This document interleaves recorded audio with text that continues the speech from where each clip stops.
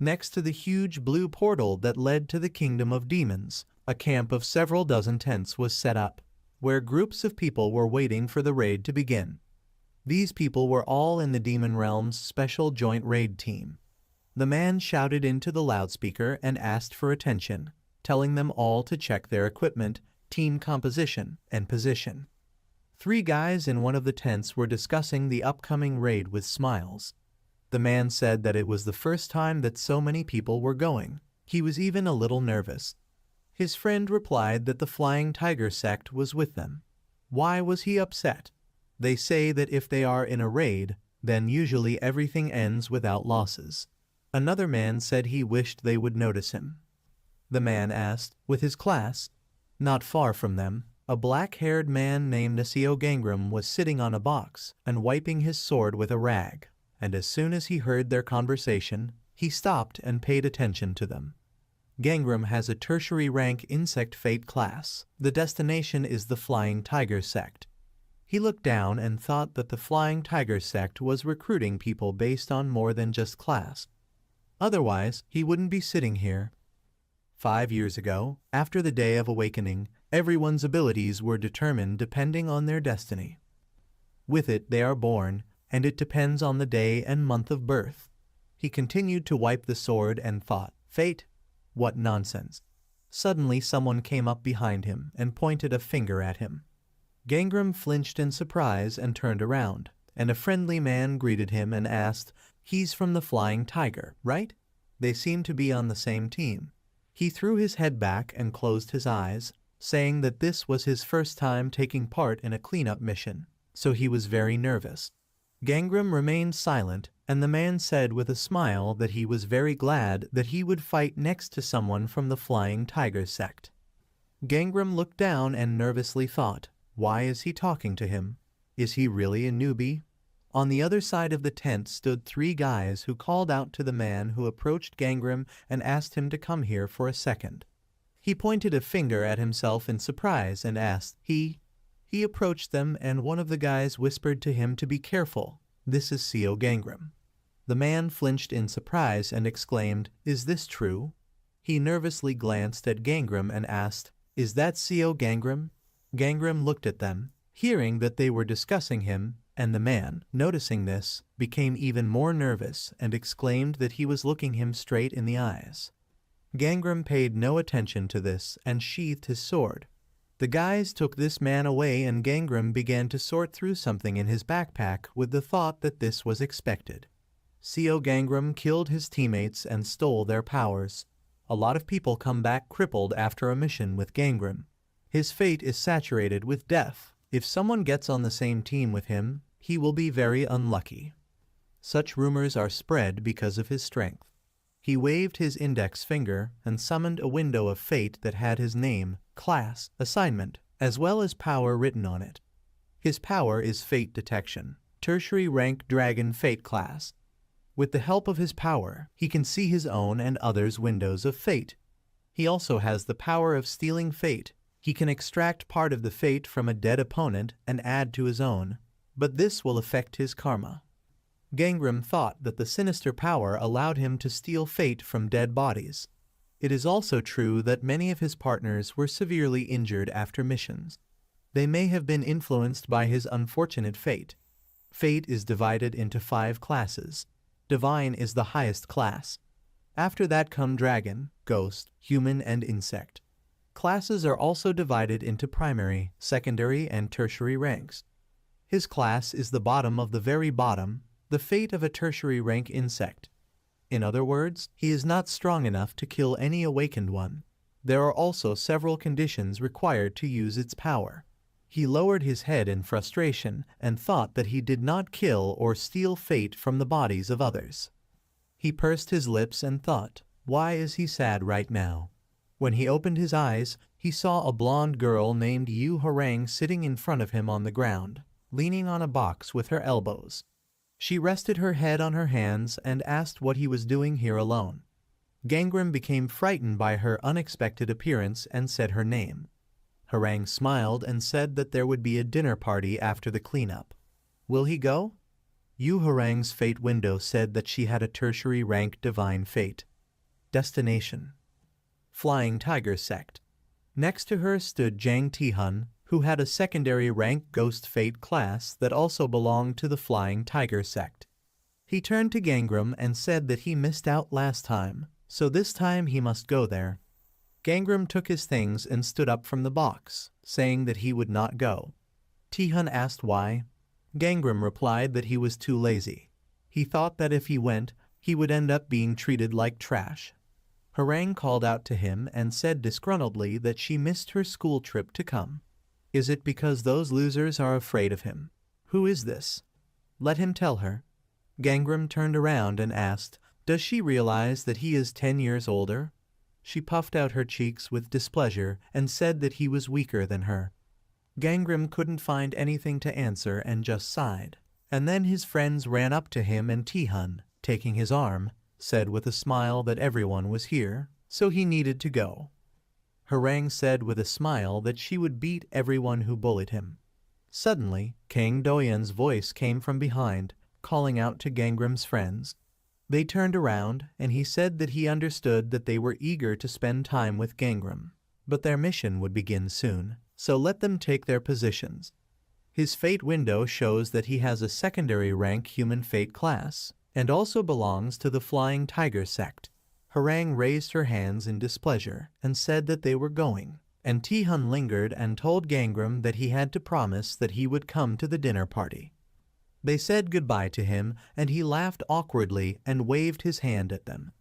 Doyan walked up to him and put his hand on his shoulder, telling him to be careful. He understood. Gangram replied with a smile that only the groups on the front line were under threat. He was in the back rows. Doyan said that he is worried because he is no longer with him.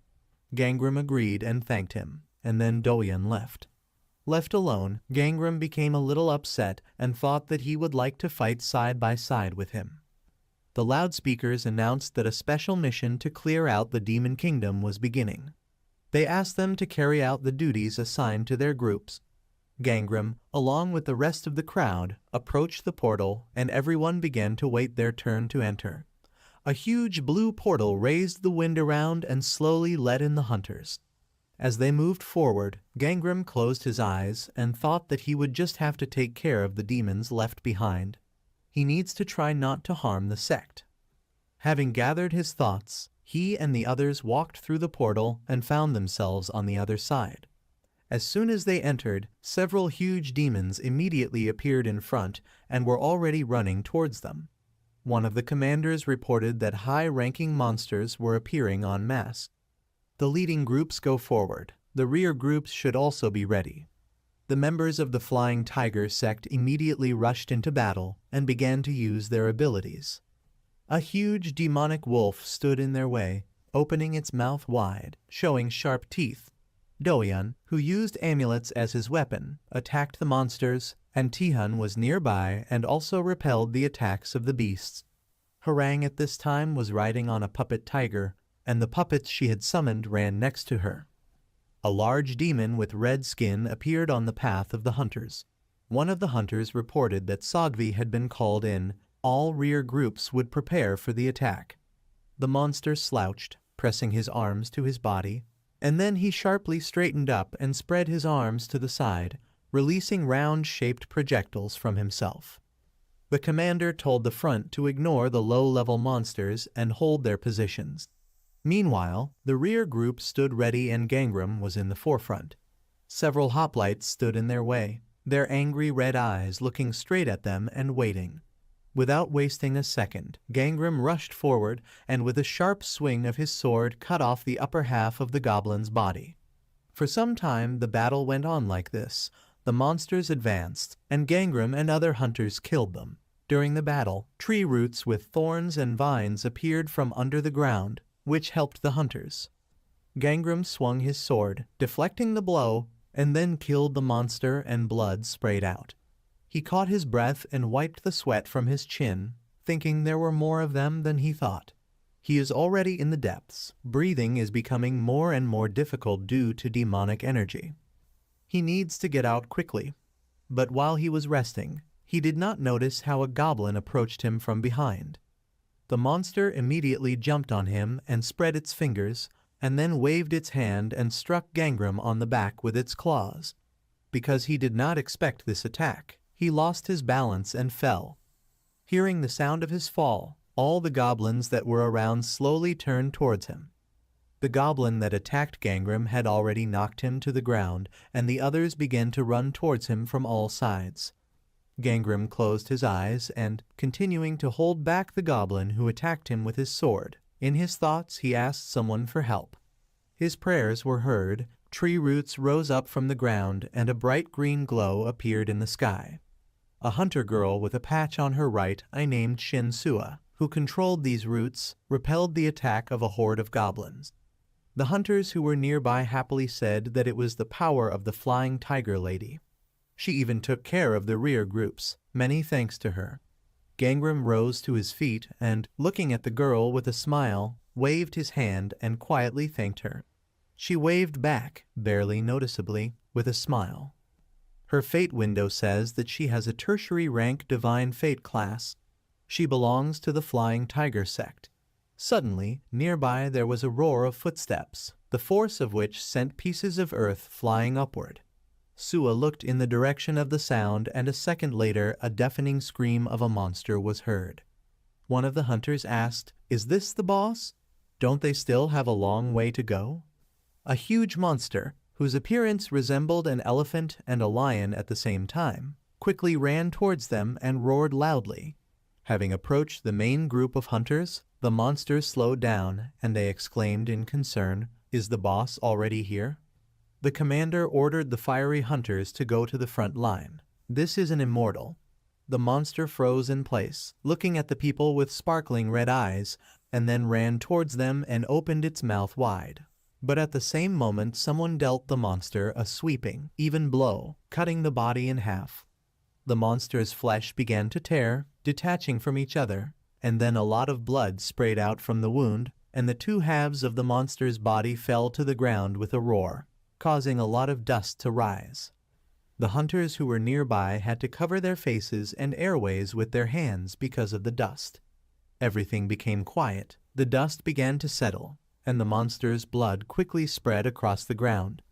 In a pool of blood, the silhouette of a girl named Beak Young appeared, walking between the two halves of the monster's body. She stopped and turned to the hunters, asking where Seo Gangram was. There was silence for a few seconds. All the hunters looked at her in shock. Then one of them exclaimed, "What the hell is going on here? Who is she?" Gangram was also surprised and thought, "Did this woman just kill the boss alone? Why is she looking for him?" Without waiting for an answer, Beak Young slowly swung her sword upward, and a trail of snowflakes stretched behind it. Then she closed her eyes and said that she understood. She sharply swung her sword towards them and released an icy blade at the hunters, which cut their bodies. Blood splashed. The bodies of the dead hunters fell to the ground, and pools of blood began to spread across the ground. What he saw greatly shocked Gangram. Not believing his eyes, he thought, what was it?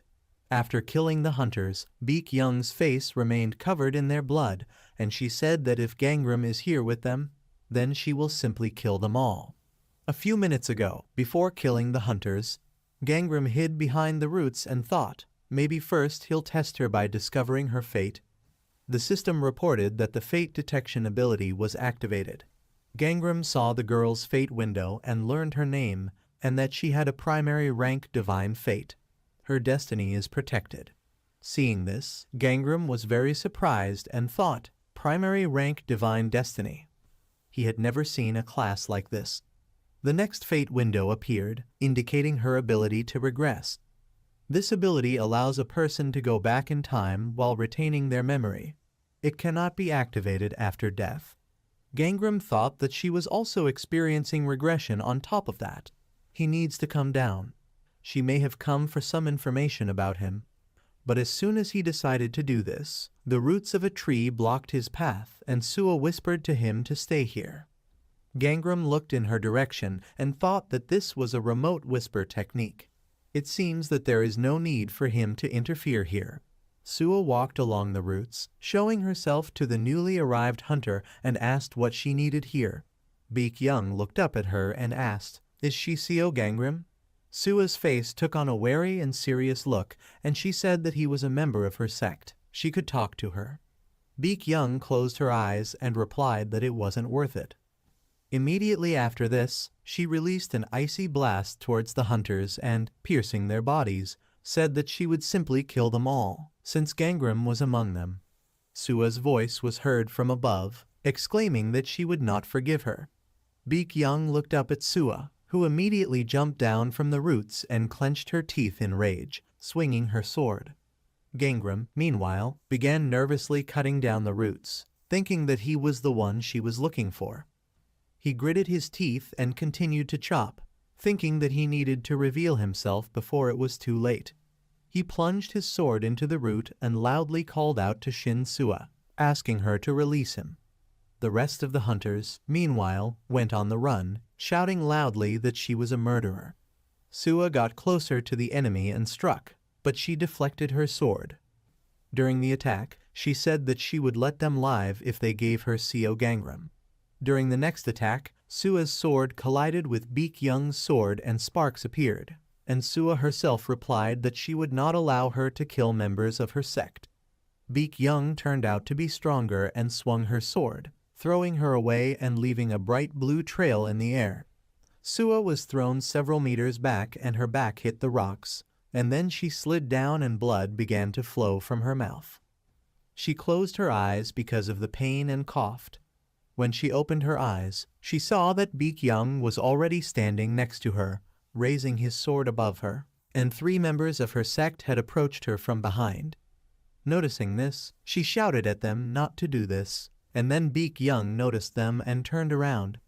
She attacked with a swing with her sword, hitting one of them, and then blood splashed in all directions. Doyen jumped back, avoiding the attack, and Beek Young, leaving a dead harangue behind, rushed after him. She approached him and brought the sword to his throat so quickly that he did not have time to do anything. At the last moment he only noticed the shine of her sword in front of his throat.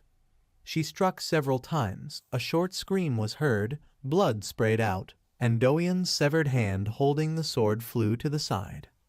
Sua continued to sit on the ground, unable to help them in any way. Beek Young stood still, and then a bright spark flashed to the side. A moment later, Tihun appeared in front of her, stretching out his clenched hand into a fist and cursing loudly, about to strike. When his fist came close to Beek Young's face, she grabbed his wrist and stopped the blow, saying that they were in her way. After this, the sound of cutting flesh was heard. Meanwhile, the hunters who decided to escape crowded at the exit, but could not get out. They banged on the barrier in front of the portal with their fists, and the hunters who were in the last rows exclaimed, "What are they doing? Why don't they come out?" One of them replied that there was a barrier there. It was too late. Having finished with the Flying Tiger sect, Beek Young headed towards them. Noticing her, they turned around and fell silent. She began to kill them mercilessly and loud screams were heard. Gangram, meanwhile, was trying to break through the roots and thought that he needed to go there. One of the hunters, in the heat of the massacre, exclaimed, "Where is Gangram?" He swung his sword again, almost cutting through the root, and thought that there was just a little more left. With the last swing of the sword, he finally freed himself from the cage of roots and sparks appeared from his blow. Breathing heavily, he pulled the sword out of the roots and thought that he had finally done it. The roots began to fall down and Gangram along with them. He fell straight into a pool of blood and a sigh escaped his mouth due to the pain that arose after the blow. He helped himself to rise slightly with his hands and raised his head. What he saw in the next second greatly shocked him. He lay in a pool of the blood of his comrades, whose hacked corpses lay around, and Beek Young wandered among them and headed towards him. But Gangram did not pay attention to her. His mouth open in shock, he continued to look at the corpses. Corpses were visible between her boots. On the other side, there were also wounded bodies. Wherever he looked, there were corpses. Gangram lowered his gaze, looking into the pool of blood, and thought that it was too late. He was overcome by despair. Tears flowed from his eyes. He clenched his teeth and thought that everything could end with him. Beek Young stopped next to him and he, still continuing to cry, thought that it was all because of him, a pathetic insect. Looking at him, Beek Young raised her sword over him and said with a cold gaze that he must be Seo Gangram. But as soon as she wanted to strike, tree roots suddenly grew out of the ground and threw her into the air. Sua approached her from behind, moving between the roots, and then attacked and exclaimed, "How dare she touch the members of her sect?" Beek Young turned to her and parried the blow with her sword, and then said that she did not understand. The wounded Sua could hardly restrain the onslaught of her sword and looked into her eyes with anger. Beek Young used her powers to put even more pressure on her and said that if she had just given her Gangram, no one would have gotten hurt. After that, she plunged the sword into her chest and the tip of the blade peeked out from the back, spraying blood. With the last of her strength, Sua grabbed her hand and said that it was the duty of a leader. She looked up at her and used her abilities, shouting that it was her duty to protect the sect members. A bright flash of light appeared behind Gangram, emanating from the portal. He did not pay attention to this and looked in shock at Sua, who with the last of her strength whispered to him that the barrier was destroyed. Let him run. Beek Young abruptly pulled the sword out of her body and she died. Tears appeared in Gangram's eyes again. Beek Young slowly approached him, and he thought that he would die. He would not be able to defeat her. She will kill him, that's what she's here for. Only he had to die. He looked at the dead Sua and thought that she shouldn't have done this. Suddenly the system reported that a check of all the bodies around had begun. Gangram looked down at the system window in shock, asking if he was confident in using the destiny-stealing ability. Gangram silently looked up at Beek Young and a tear rolled down his cheek. A huge magic circle appeared around Gangram, and the system reported that the ability to steal fate had been activated. Karma will accumulate while using this power. There are currently 421 dead here. Whose destiny will he take? Thinking about this, he bit his lower lip, and then he raised a determined look at the enemy and, clutching the hilt of the sword in his hands, replied that he would take everything. Having thrust the sword into the ground and leaning on it, he thought that everything was due to one person with the fate of an insect. So many people died because of him. Blood sprayed from his mouth, and the system reported that due to his low magical rank, only one condition would be met. Due to the large quantity, destinies will be collected randomly. His magic intensified due to the absorption of the magic of the targeted destinies. Gangram remembered how people said that he spread death everywhere and thought that they were right. The system reported that he had 2 new abilities, Blooming White Flower and Hidden Form Technique. His resistance to the water element increased. Several more appeared immediately behind these system windows, and Gangram remembered his friends. Harang in his memories told him to come to her if something bothered him, and Tihun told him not to worry. There was hardly anyone better than him. The system reported that he had 2 new abilities, a 1,000-pound axe and air walk. After these notifications, several more appeared, and Gangram thought that it was all because of him. His fate ruined everyone. With trembling hands, he grabbed his head, and the system windows continued to pop up every second. He thought it was all because of him. Beek Young's voice pulled him out of his thoughts. She said that he had such an interesting destiny. He looked up at her, and the system reported that he had a new ability, the tree leaf technique. Beek Young looked at him with an icy gaze and told him to just die. The system reported that he had stolen the souls of 421 people. Immediately after that, he suddenly rose to his feet and swung his sword, striking her and shouting that it was all because of her. She was very surprised that she was wounded and that he was able to fight, but she quickly pulled herself together and repelled the next blows that Gangram struck with his sword. He waved his hand again and thought that he could not allow such an end. Before his death, he must take revenge. With each new blow, their blades hit each other with a clanging sound, creating sparks, and the system informed Gangram that the Master Sword ability had been activated. Hawk's Eye ability activated. The silhouette of Beek Young and all her actions became clearly visible in his eyes. The system reported that the Reflexes ability was activated. She attacked, and he quickly pulled back a little to the side and dodged, and then ran towards her. As soon as he got close, he threw a blow, which she parried, gritting her teeth. The system reported that the Golden Buddha's ability had been activated. Beak Young struck again, and Gangram blocked it and was able to survive thanks to his new activated tempering ability. Pain resistance ability activated. Wounds appeared on Gangram's body from her blow, but he did not pay attention to it. The airwalk ability is activated. Beak Young turned around sharply, swinging her sword, and then lunged towards Gangram, and he, using his new ability, jumped high and looked at her in flight. 1,000-pound axe ability activated. His eyes glowed with a violet light, and sparks began to emanate from his sword, aimed at the enemy. Finding himself behind her back, he thought that she was vulnerable, but it turned out the other way around. She had already prepared the spell and turned around, and a sparkling ice clod appeared on her hand. A huge block of ice suddenly grew out of the ground in front of him, and he collided with it. The impact caused blood to spray from his mouth, and he fell to the ground and slid across a pool of blood as small pieces of ice fell around him. He punched the ground, spraying blood, and mentally cursed, thinking that even though he had all these abilities, he didn't know how to use them. His sword broke. He gritted his teeth and looked at the enemy, thinking that it was good that there were skills that activated themselves, but he would not be able to prevail in this body with this weapon. Even after absorbing 421 soul, he cannot take proper revenge.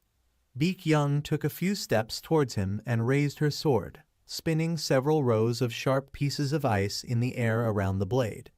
She swung her sword down. A piece of ice hit right under Gangram's feet and grew, and he dodged and thought that if only he understood those abilities. A thought occurred to him, and he froze in place, thinking that there was an ability that was quite familiar to him. Meanwhile, a huge block of ice grew behind his enemy's back, and she, stretching out her hand in his direction, directed several ice spikes at his back. A second later, sharp ice spikes reached their target, and one of them pierced Gangram's leg. Feeling pain, he fell to the ground and clenched his teeth, trying to pull out the thorn. Beak Young slowly approached him. Hearing the sounds of her steps, he turned his nervous gaze to her, and she said with indifference in her eyes that it was pointless. He is destined to die. Gangram at this time pulled out a sharp ice spike from his leg and screamed in pain, and then stood up and turned around, thinking that he had been watching this for years. He waved his hand and several tree roots grew out of the ground in front of him, and he thought that if this is that ability, then he knows everything perfectly well.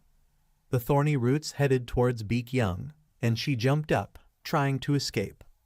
The system reported that the tree leaf technique's ability had been activated. Tree roots swirled around Beak Young, and she blocked the blows of the nearest sprouts with her sword. While she was fending off the blows, she remembered the battle with Sua and thought that he was an ordinary swordsman, but it turned out that he was not bad at spells either. She swung her sword, cutting through the roots of the trees, and then moved on to the next ones. Turning in the air, she directed the blow to the side and deflected the attack, and then swung her sword again and cut off the roots that were creeping up to her from the back. She thought that somehow such spells were too energy-consuming for him. But while she was cutting off the roots, she did not notice how Gangram was hiding behind one of them. As she cut a few more roots, Gangram jumped out of his hiding spot and found himself right behind her. In flight, he swung his hand, in which he held an ice spike, and his eyes sparkled, looking at the enemy. Everything happened in a matter of seconds. He plunged the spike straight into her throat, and she, seeing the blood gushing out of her neck, was slightly surprised. Gangram pressed the spike even harder and directed the blow to the side. Blood sprayed like a fountain from her neck with renewed vigor. Her head instantly flew off her shoulders and flew to the side, leaving bloody stains in the air and on Gangram's clothes. The white hair on Beak Young's falling head flashed behind Gangram, and he clutched the bloody ice spike in his hand. With the realization of his victory and the fact that he had taken revenge, he grinned joyfully. Along with Beak Young's body and roots, he began to fall down and thought that he had killed her, He took revenge. Baekhyung's body was the first to fall to the ground along with the cut roots, and her head fell nearby. Gangram fell right on top of her and, lying on her corpse with a smile, he joyfully thought that he was able to kill her. Everything is over. Blood sprayed from his mouth. He began to cough, and then he sat up slightly and vomited blood. The system reported that the regeneration ability was activated. Pressing his hand over his wounds, Gangram told the system not to do this. Immediately after this, the system reported that the activation of the ability was interrupted. Tears appeared in his eyes, and he thought with a sad smile, "What's the point?" Looking at the corpses around him, he realized that nothing had changed. Not then, not now, nothing at all. In his youth, a shaman said that his life was replete with resilience and death. He will lose his parents at a young age and his life will be filled with failures. Like he said, he lost his parents before he grew up. As he got into various troubles, everyone around him suffered from failure. He remembered his friends. He was destined to be a weak loser, but they accepted him anyway. Sitting in a pool of Baekhyung's blood surrounded by their corpses, he thought that they died because of him. He covered his face with his hand and thought that if only he had found Baekhyung first and died first. If he had done all this, everything would have been all right. If only he could rewind time. As soon as this thought flashed through his mind, he turned around, looking at Baekhyung's corpse, and remembered that she has the ability of regression. His eyes sparkled golden, and the system reported that the ability to steal fate was activated. Got a new regression ability. The ability began to take effect, and he thought that he did not know what time he would return, even if it was the moment right before the meeting with Baekhyung. So he will hope. A bright golden flash appeared before his eyes, from which he tried to cover himself with his hand, and system messages with noise appeared. A second later, Gangram found himself in a completely different place. The corpses and pools of blood around had disappeared. He was sitting on the sofa in front of the table in a warmly lit room. He looked around in shock and thought, "What is this?" He looked at the transparent door that led out of the room, and then there was a sharp bang. A man named Sangwon entered the room and closed the door behind him, asking if he could read the horoscope to them. Hearing the voice, Gangram looked up at the man in surprise, and his hands that took the clipboard trembled. He covered his face and smiled, glad that he was here. Sangwon waved his hand in confusion, trying to attract his attention, and behind him stood Sua, whose right eye was in place, and she looked unhappy. Looking at her, Gangram thought that he had returned. They both sat down on the couch opposite him, and Sangwon pointed at Sua and said with a smile that they were finally on their first date. He wonders how suitable they are for each other. Gangram looked up at Sua and looked at her carefully, thinking that she was not wearing a bandage. He looked at the clipboard again, thinking that he really was back. Sua is alive, and she hasn't lost her eyes. Now everything will be different. He pulled himself together, lowered the clipboard, and said that they were getting started. He put a piece of paper with a pen on the table and told them to write down their name and date of birth here. Sangwon wrote his name and date of birth first, and then handed it to Gangram, and she sighed and began writing information about herself. Gangram noticed this and thought that she seemed uncomfortable. He remembers her mentioning that she was hooked up with some strange guy.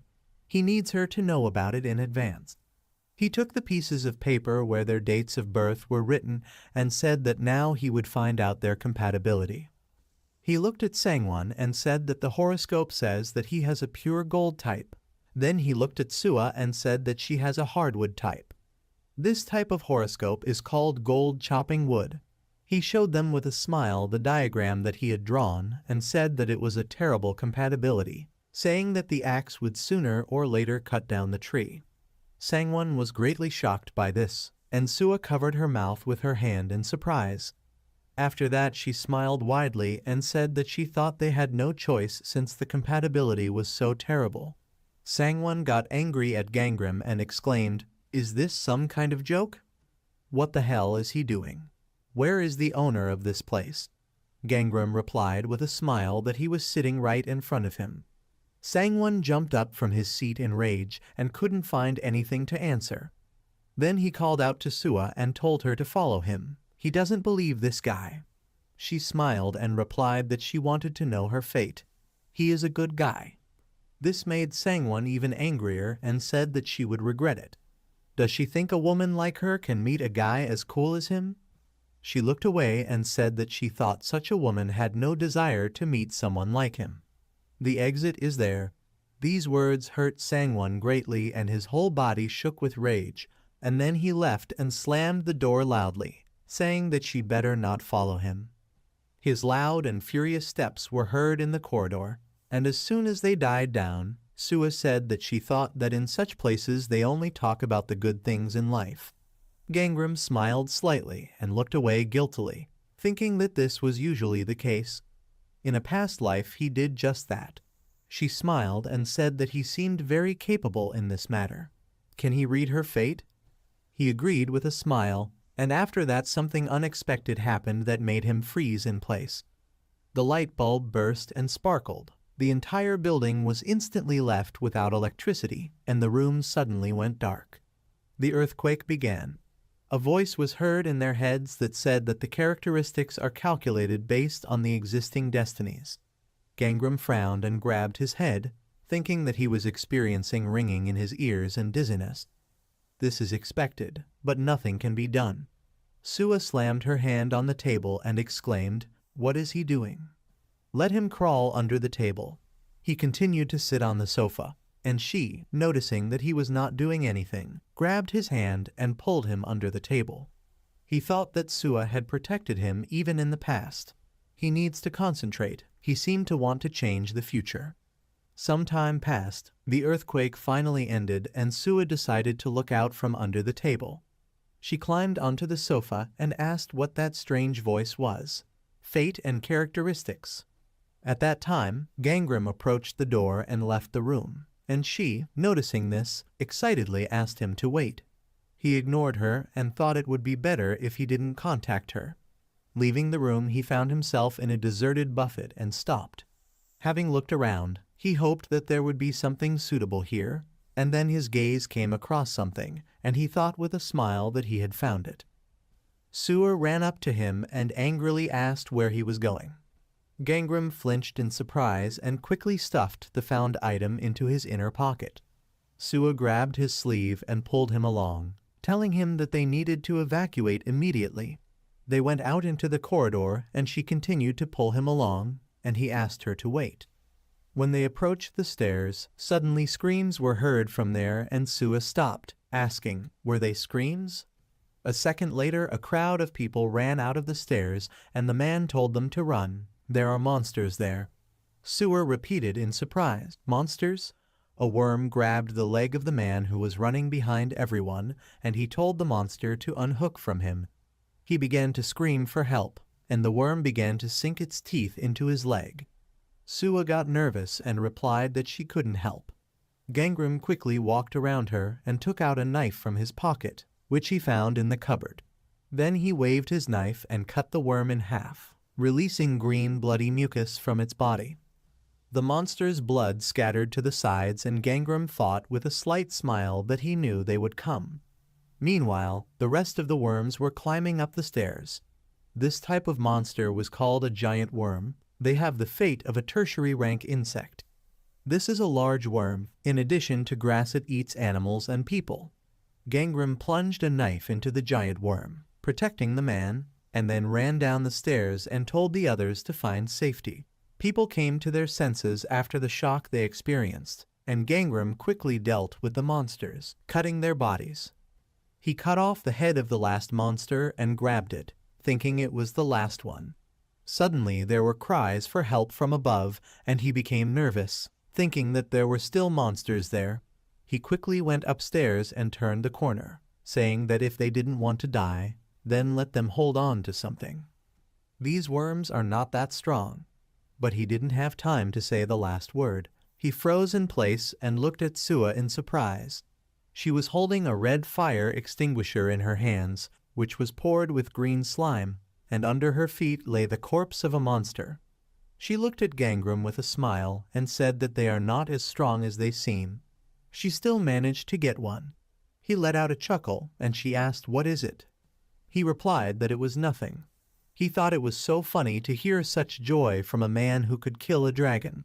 He told people that the stairs were now clean. They need to get down before the monsters appear yet. They walked past him and headed down the stairs, thanking him, and at that time he sat down next to the corpse and took out a knife. He made a deep cut on the monster's belly and began to look for something in the insides, thinking that while there was an opportunity, he needed to collect spirit pearls. He pulled out some shiny pearls from the monster's body and thought they were of low rank, but there were more of them than he expected. Sua at this time put the fire extinguisher on the floor and asked, "Is it coming down?" Gangram clenched the pearls in his fist and shook the mucus from his hand, turning his attention to it. He put the pearls in his pocket and asked why she didn't leave. She crossed her arms and sighed, saying that she couldn't leave him alone. He asked, "Is she worried about a man she has known for less than a day?" She confirmed his words and he asked, despite the fact that she doesn't know, what else could happen. "Is it dangerous?" He thought she was still the same. She wanted to object, but he called her name and thought that he should tell her. But he looked into her eyes and with a serious look said that he had something to tell her. She became worried, looking at his serious face, and asked, "What is it?" He said that her name was Shin Sua, a tertiary rank Dragonfate class. She confusedly asked him to wait and asked what he was doing. He continued by saying that her attribute is wood. She has the ability of the tree leaf technique. A window of fate suddenly appeared in front of Sua and she was surprised. He asked, "Does she see the window of fate?" She asked, "Window of fate?" This is probably it. That's right, she sees this ability. He asked, "Does she remember the voice that they heard in the room?"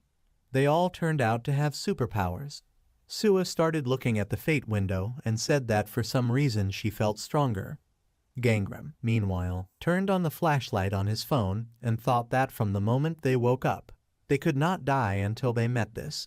He shined a flashlight on the stairs and invited her to go down. Sua also turned on the flashlight on her phone and began to descend after Gangram. While they were walking, she asked, "What is his fate?" He replied that it would be better if they did not share their destinies too much with each other. He glanced at her and said that others could see it. She agreed, and he thought that his window of fate had not changed. It appears that he did not retain the abilities stolen before the regression. He still has the fate class of tertiary rank insect, and the attribute is fire. His abilities remained the same, detecting fate and stealing fate, but there is still one change. Now he has accumulated a lot of karma. This is the result of the theft of 421 fate.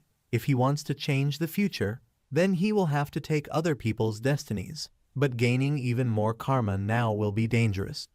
Karma is accumulated by committing crimes such as murder or by using his special abilities. If there is too much karma, then the object goes over the edge. They went down to the floor below and Gangram began to go down to the next one. But Sua went out onto the landing and looked out into the corridor. Gangram thought that everyone who went beyond this line suffered. Sua called out to him and asked him to wait. There was something there. Hearing this, he turned around and went up to her. She shone a flashlight into the corridor and saw the silhouette of a man walking, leaning on the wall. This man's entire body was wrapped in something similar to bandages, and he looked like a mummy. Realizing that he needed help, Sua ran to him and shouted that they would get him out of here. Gangram ran after her and asked her to stop. Hearing the voices, the man stretched out his hand in their direction, but suddenly a huge worm appeared behind him and wanted to bite his head. But Gangram was faster. He made a sharp lunge forward and pierced the monster's belly with a knife, and green blood splashed the man. Gangram said that it's good that there is only one monster here. Sua ran up and asked if there was anyone inside. Gangram raised his hand to the man's body and thought that there was one easiest way to check this. The system reported that the soul ability was activated. There is currently one infected person nearby. Gangram shook his head to the sides and thought that he was dead. and Sua became nervous. A window of fate appeared in front of him with the ability of an infected person, and he thought that it looked like he had a good ability. This awakened one could survive. He had the ability to control fire, a tertiary rank insect fate class. It can create a small flame and attack an enemy within its line of sight. Gangram thought that he would take it. Immediately after a flame lit up in his hand, the system reported that a new fire control ability had been acquired. Fine, increase in karma.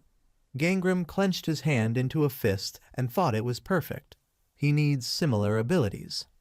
There was a roar ahead and Sua, running past Gangram, said that there was someone else there. Gangram looked in the direction of the sound. Further down the corridor, the green blood of monsters was spilling. A blond man named Doc Gajun, who cut the monsters with ease, laughed and said that it was such an easy learning curve. He waved his weapon and, killing another worm, shouted that he needed a boss. As he was throwing the worm's corpse away from him, he noticed something in the corridor. The monster's corpse landed right at Gangram's feet and Gajun approached them, asking if there were any survivors here. He called them characters and asked, will they be his allies? Gangram slightly extended his hand towards Sua, as if covering her, and she was surprised and repeated, characters? Gajun smiled and extended his hand to Gangram and said his name. He was pleased to meet them. Gangram recognized him and thought that he also started here.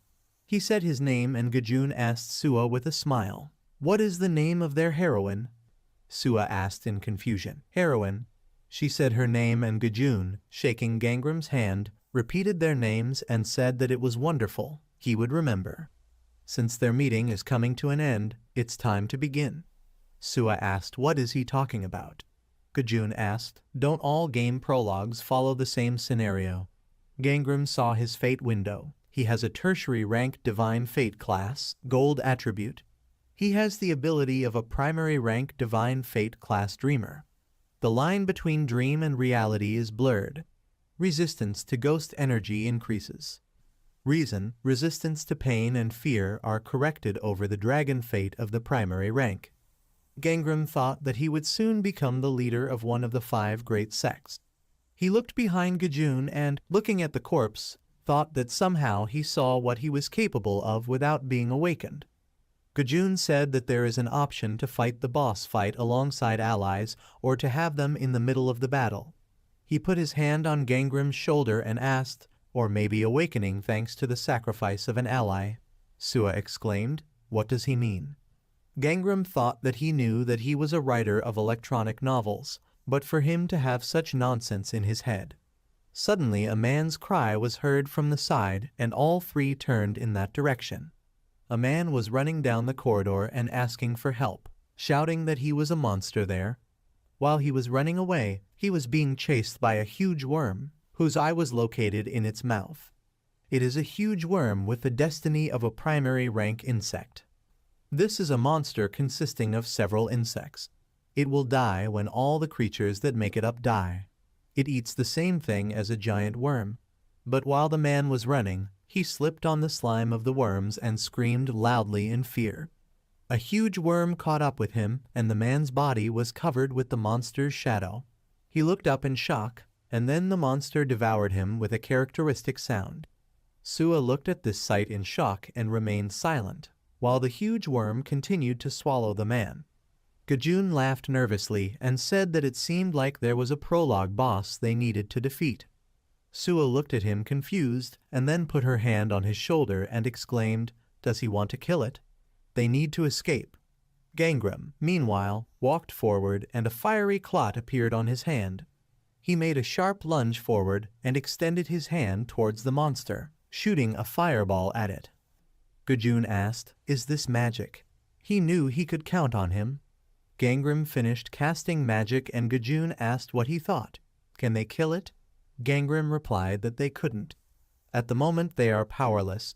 The huge worm and other smaller worms began to burn and Gangram, looking at his allies, said that for now he would just set them on fire. But as soon as he said this, a monster scream was heard from the side, and the next second a huge worm attacked them, and his body continued to burn. Gangram waved his hand back and told them to run. They obeyed and ran back, and Gangram began to detain the monster. He ran back and shot fireballs at the monster, thinking that it realized that its attacks weren't working. Sua and Gajun, meanwhile, ran to the end of the corridor, and Gangram ran after them, simultaneously fighting off the worm. Sua and Gajun turned to the side, and as soon as Gangram reached the end, he turned the other way, and the worm hit the wall with a roar. Hearing the roar, Sua turned around and called out to Gangram, and then looked at the worm he was behind and told him to quickly come here. Gajun grabbed her hand and ran towards the exit, telling her not to stop, and she asked him to wait and let him go. Thus, they all ran away in different directions, and by that time the worm had already managed to recover from there. It turned towards Gangram, and several eyes on its forehead glowed red, and a purple eye in its mouth stared at it. Seeing that the worm was targeting him, Sua called out to Gangram in concern as he nervously looked at the monster. The monster's mouth began to drool as its purple eye stared at the man in front of it. Sua called out to Gangram again, and the monster immediately looked in her direction. Gangram exclaimed, "Where is it looking?" He shot a fireball at it, getting its attention, and told it to look at it. The monster got angry and went on the attack, hitting his head on the floor, and Gangram managed to jump to the side and thought that he could only stall for time. Gajun, along with Sua, ran out the door, and he shouted that his sacrifice would not be forgotten. Sua's screams were heard, asking him to let her go. Gangram rose to his feet and ran further down the corridor, thinking that he could. He needs to hold out until the Destination Protection Agency arrives. The monster quickly ran after him, and then something happened that made Gangram fall to the floor and thought that he didn't think he could do so little damage. While he was trying to get up, the eye inside the monster's mouth shrank and a purple spark appeared in its place. The flame appeared on Gangram's hand again, and he thought, what if he gets right into the mouth? He turned around sharply, and then waved his hand and shot the monster right in the mouth, and there was a roar from the explosion. Everything flashed in the monster's mouth, and he thought, did it work? After receiving such a blow, the monster's head fell to the floor and its body began to tremble. But a second later, the red eyes on the top of the monster's head sparkled again, and it rose, towering over Gangram. When he saw this, he became nervous and thought that it didn't seem to work. What should he do now? Suddenly, a stick flew into the monster's head, and Gangram covered his face with his hand. Sua, who ran up to the monster and started throwing sticks at it, told Gangram to run faster. He called out to her in surprise, and then several small ones crawled out of the body of the huge worm, and they attacked her, pressing her to the wall. She began to defend herself with sticks and tried to keep them away. Gangram shot fire at them, knocking them aside, and ran up to her, telling her to quickly use the leaf technique. She replied that she couldn't, she needed plants. He said it should work with the boards. Sua understood what needed to be done, and the sticks in her hands began to float and branches began to grow from them. She ordered it to grow, and the branches began to spread across the floor at high speed. She made even more effort, stretching her hand forward, and a bright and green flash appeared, from which the branches grew even stronger. These branches rushed forward at high speed and pierced the monster's body, nailing it to the wall. From the impact, several leaves tore off the branches and scattered to the sides, and Sua and Gangram looked at this in surprise. After that, she grabbed his hand and said that they needed to hurry, but suddenly she froze when she saw several monsters running along the branches. It turned out that when hit by the branches, the monster disintegrated into several dozen small worms, and all of them were now heading towards Gangram with Sua. Gangram lit a flame in both hands, and she fell to the floor in horror and thought that this was the end. She clenched her teeth and closed her eyes full of tears, thinking that she had come here to save Gangram. He interrupted her thoughts by saying that wood gives life to flame. The system reported that the fates of Seo Gangram and Shin Sua are intertwined. Gangram released bright flashes of flame from his hands, and Sua opened her eyes, looking at it in surprise. The system reported that Sua's destiny gives life to Gangram's destiny. Thanks to this, the flame that Gangram had previously released from his hands spread to the tree and instantly grew, starting to burn the monsters around. The system reported that the fire control ability had temporarily evolved to the primary rank Insect Fate class. Gangram looked in surprise at the flashes of flame in front of him, thinking that the abilities were based on the fate of the base. The logic of the horoscope was applied in battle. He clenched his teeth and looked at his palm, thinking that trees give life to flames. The bodies of the worms were charred and, still engulfed in flames, they began to scream loudly in pain. The system reported that they had defeated the worms of fate of the insect of the primary hurricane. The calculation of success begins. Sua rose to her feet and happily said that they had done it.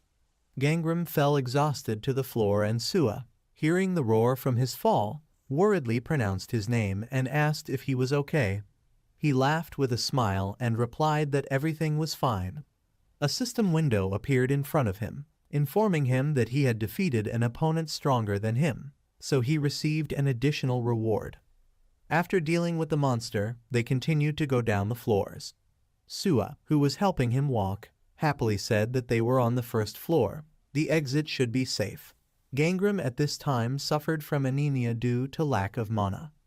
They reached the door and she, touching the doorknob, said that they would finally be able to get out of this place. She pushed the door forward and a stream of wind hit them in the face. Sua looked forward in surprise, entering a room similar to an assembly hall with Gangram, and asked in confusion where they were. As soon as they were in the room, all their wounds were healed and Gangram became better. Sua said the building was definitely in the city center. Gangram looked at the stage and, seeing the totem, thought that it was the totem pole in the lobby. He didn't expect that the first floor would also be connected to this place. The Dragon Fate class totem pole tertiary rank teeth emits suppression to repel demons and beasts, and also heal people nearby. A bright purple flash appeared behind them and Sua turned around, and when she noticed that the door had disappeared, she was very surprised. Gangram also turned around and she nervously asked what should they do now. He replied that they needed to rest while there were no monsters around. Gajun stood not far from them, clearly not expecting to see them here. He asked how they even survived.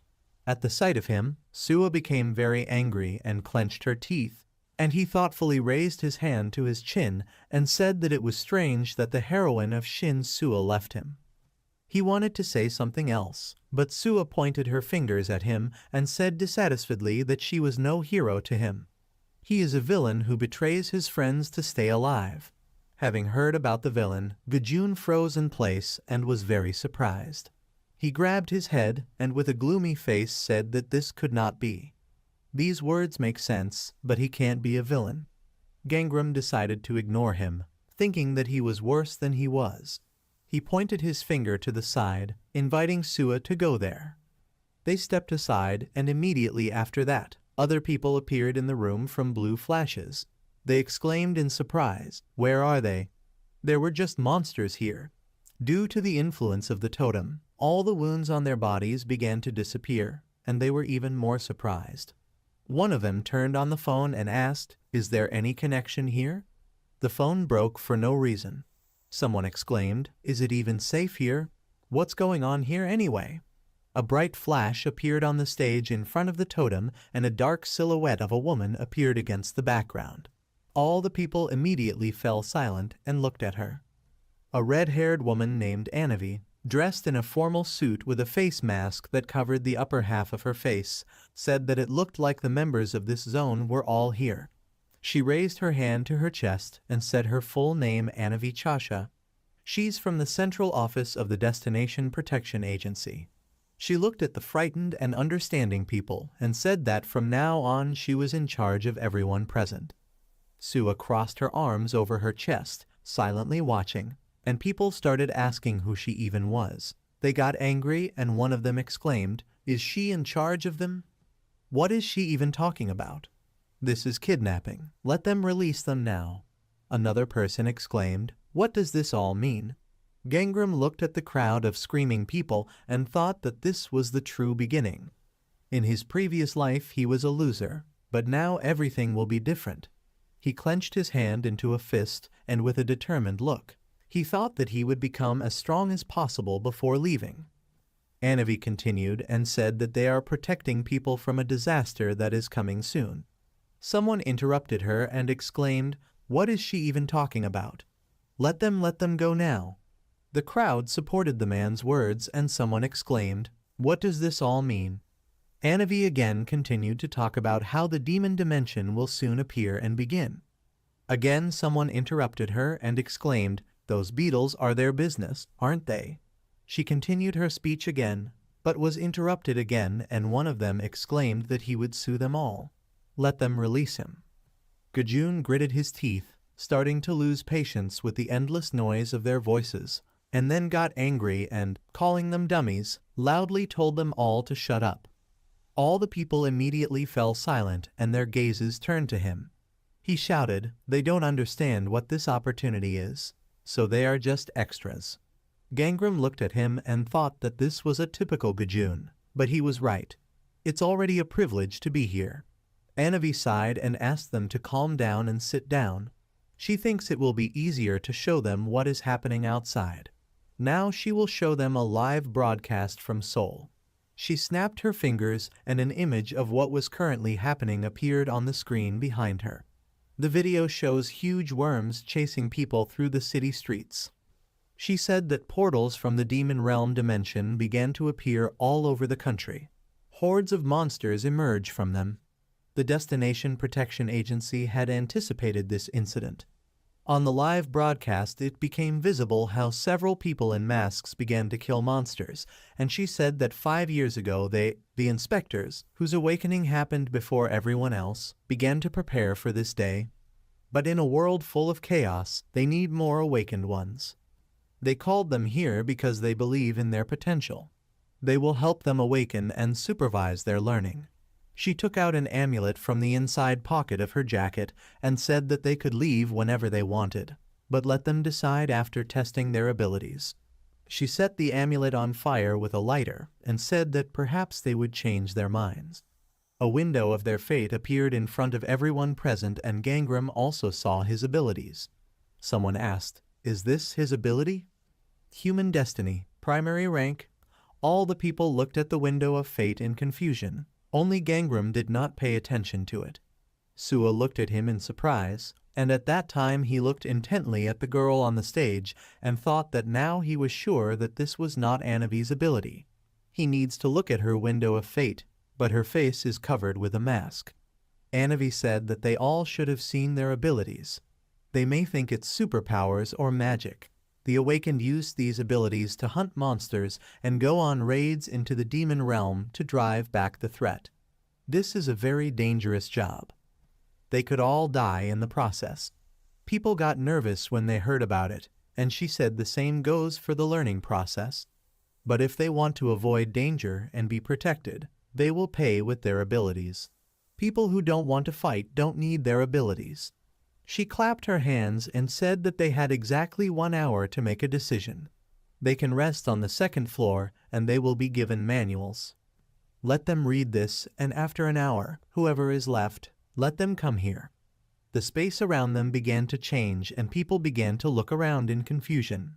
And she continued, saying that for those who want to leave, the exit is on the 3rd floor. Once they leave, they will no longer be able to view their windows of fate. After her clap, they found themselves in a completely different huge room, and she, leaving the stage, said goodbye to them. Time has passed. She looked at her watch and said that the time was up. Those who remain will take part in the training. Gates appeared behind the awakened ones, and one of them began to shine. Anavi said that this was the first gate. People turned to look at the open gate. Gangram did not do this.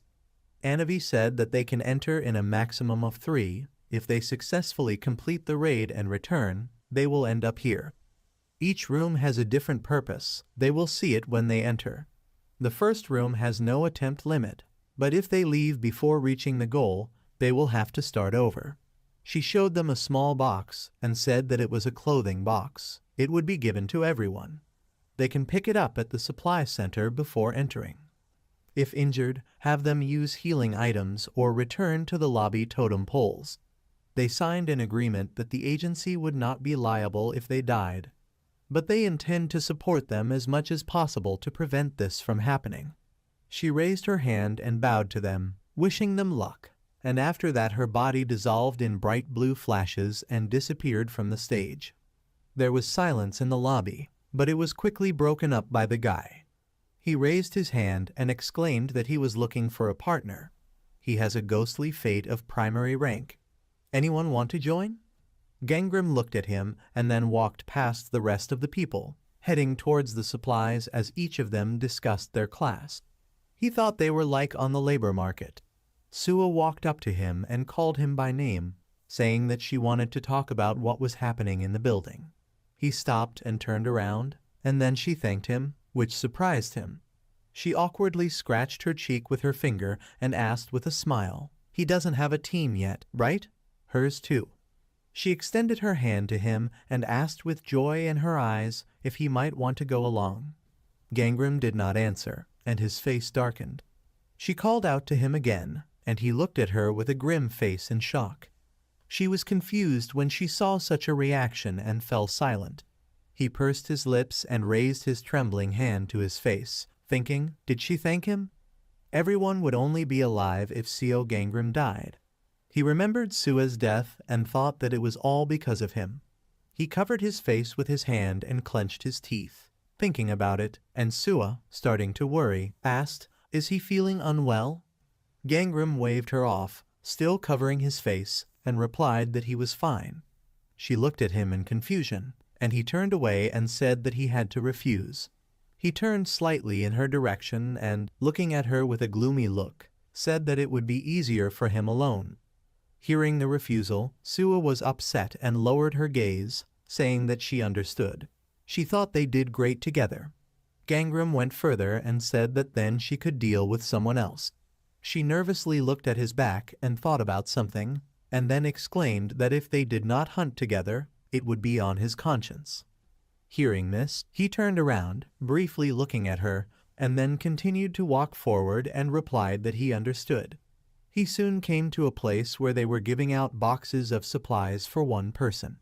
One box contains a training sword, healing items and mana restoration items. Taking the box, Gangram opened it and the necessary supplies appeared in his hands. The training sword has a primary rank Insect Fate class, and it also received 2 healing items and 2 mana restoration items. He walked away from the supply area and secured the sword to his belt, thinking that finding items was hard at the very beginning, so being an apprentice wasn't that bad. Healing items are extremely expensive, but they replenish their supplies for them. Gujun, who was standing in line to receive the box, noticed him and waved to him, asking him to wait. He walked up to him and waved his hand again, saying with a wide smile that he couldn't leave his only comrade. Gangram got nervous and thought that this didn't happen in a past life. He'd better pretend he didn't hear it. He wanted to leave, but Gujun caught up with him and grabbed him by the shoulder, asking him to wait. Gangram turned around and asked what happened.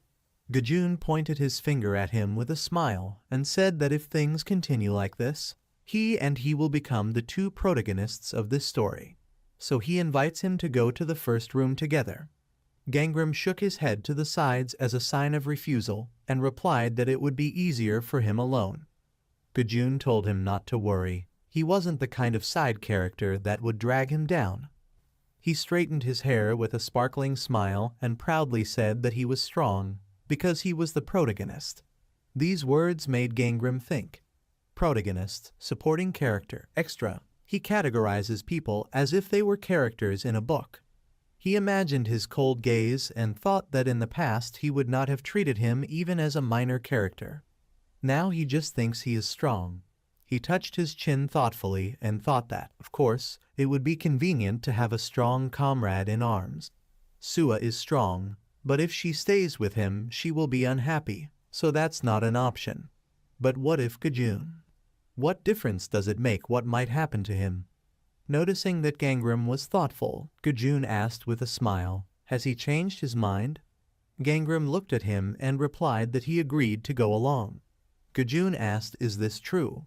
He ran to the delivery counter and asked him to wait for him. He ran to get supplies. Sua, who had received the box in the meantime, noticed that they were going to go together. Gajun ran up to her and received the box from the doll, waving his hand, and said with a smile that he got the box. He would like to talk to the extras, but that will have to be done later. Sua looked up at him with a dissatisfied look, and Gajun, opening the box, asked why she was looking at him like that. The smile on his face suddenly disappeared, and he, looking at her with a cold gaze, asked, "Because she's not really a heroine?" Sua remained silent, glaring at him, and then Gajun walked away from the counter and called out to Gangram, saying that he was ready. Now they could leave. Sua at this time looked after them worriedly. Soon the gate to the first room opened, and the system reported that they could sense the presence of death and metal ghosts. Seo Gangram and Doc Gajun entered the Knife Mountain of Hell. All rooms are connected by 4 corridors. Each room and corridor contains demonic monsters, traps, and safe zones. In order to leave, they need to find a way out. The system reported that the Knife Mountain Hell room had begun. They found themselves in a room that had 3 passages. Gangram said that the purpose of this raid is to find a way out. Gajun was happy and said that's great, they should start. They walked forward along the corridor, and Gangram, looking around, thought, is the layout the same as in a previous life? Then this corridor. His thoughts were interrupted by Gajun, who said that there were demonic monsters and traps. He wonders what they will meet. He's already looking forward to it. But before he could finish speaking, a sharp blade suddenly jumped out of the ground in front of him. Gangram grabbed his hand and managed to pull him towards himself in time, causing him to fall, and the blade ended up right between his legs. Gajun looked with admiration at the huge blade in front of him and asked, "Is this a trap?" "It's a classic." Gangram walked past him on his way, and he said that he loved that cliché. Noticing that Gangram had gone ahead, he called out to him and asked him to go along. Time passed. They continued to walk along the torch-lit corridor. Gajun, who was following Gangram, asked if there were any traps nearby. "Looks like luck is on his side." Gangram replied that luck had never been on his side. Some sounds were heard from the end of the corridor, and silhouettes became visible. Gajun said that he seemed to hear something. Gangram asked, did he distribute all the experience points? Gajun confirmed his words and added that he did this while reading the manual. They reached the end of the corridor and were able to see what was in the room. In front stood a large group of skeletons that emanated a chilling aura. These are skeleton ghosts with a tertiary rank insect fate class. These monsters made of human bones crave human flesh. They have difficulty hearing and are sensitive to the sun. Gajun reached for the sword on his belt and said that they looked more powerful than insects. This is not a prologue, they should be stronger. There are many of them, but if they combine their abilities, then... Before he could finish speaking, Gangram began to act and Gajun saw a bright flash of fire. Gangram waved his hand and sent a fiery projectile flying straight towards the monsters. A projectile of flame hit one skeleton, and it immediately caught fire, and the rest slowly turned around, looking into the corridor. When they saw the people, the skeletons immediately rushed towards them, and Gangram said that the entrance was narrow. If they gathered here, they would not be able to move normally. Gajun asked, "He's a smart character, isn't he?" Gangram took his sword out of its sheath and said that if he talks nonsense, then let him stay behind.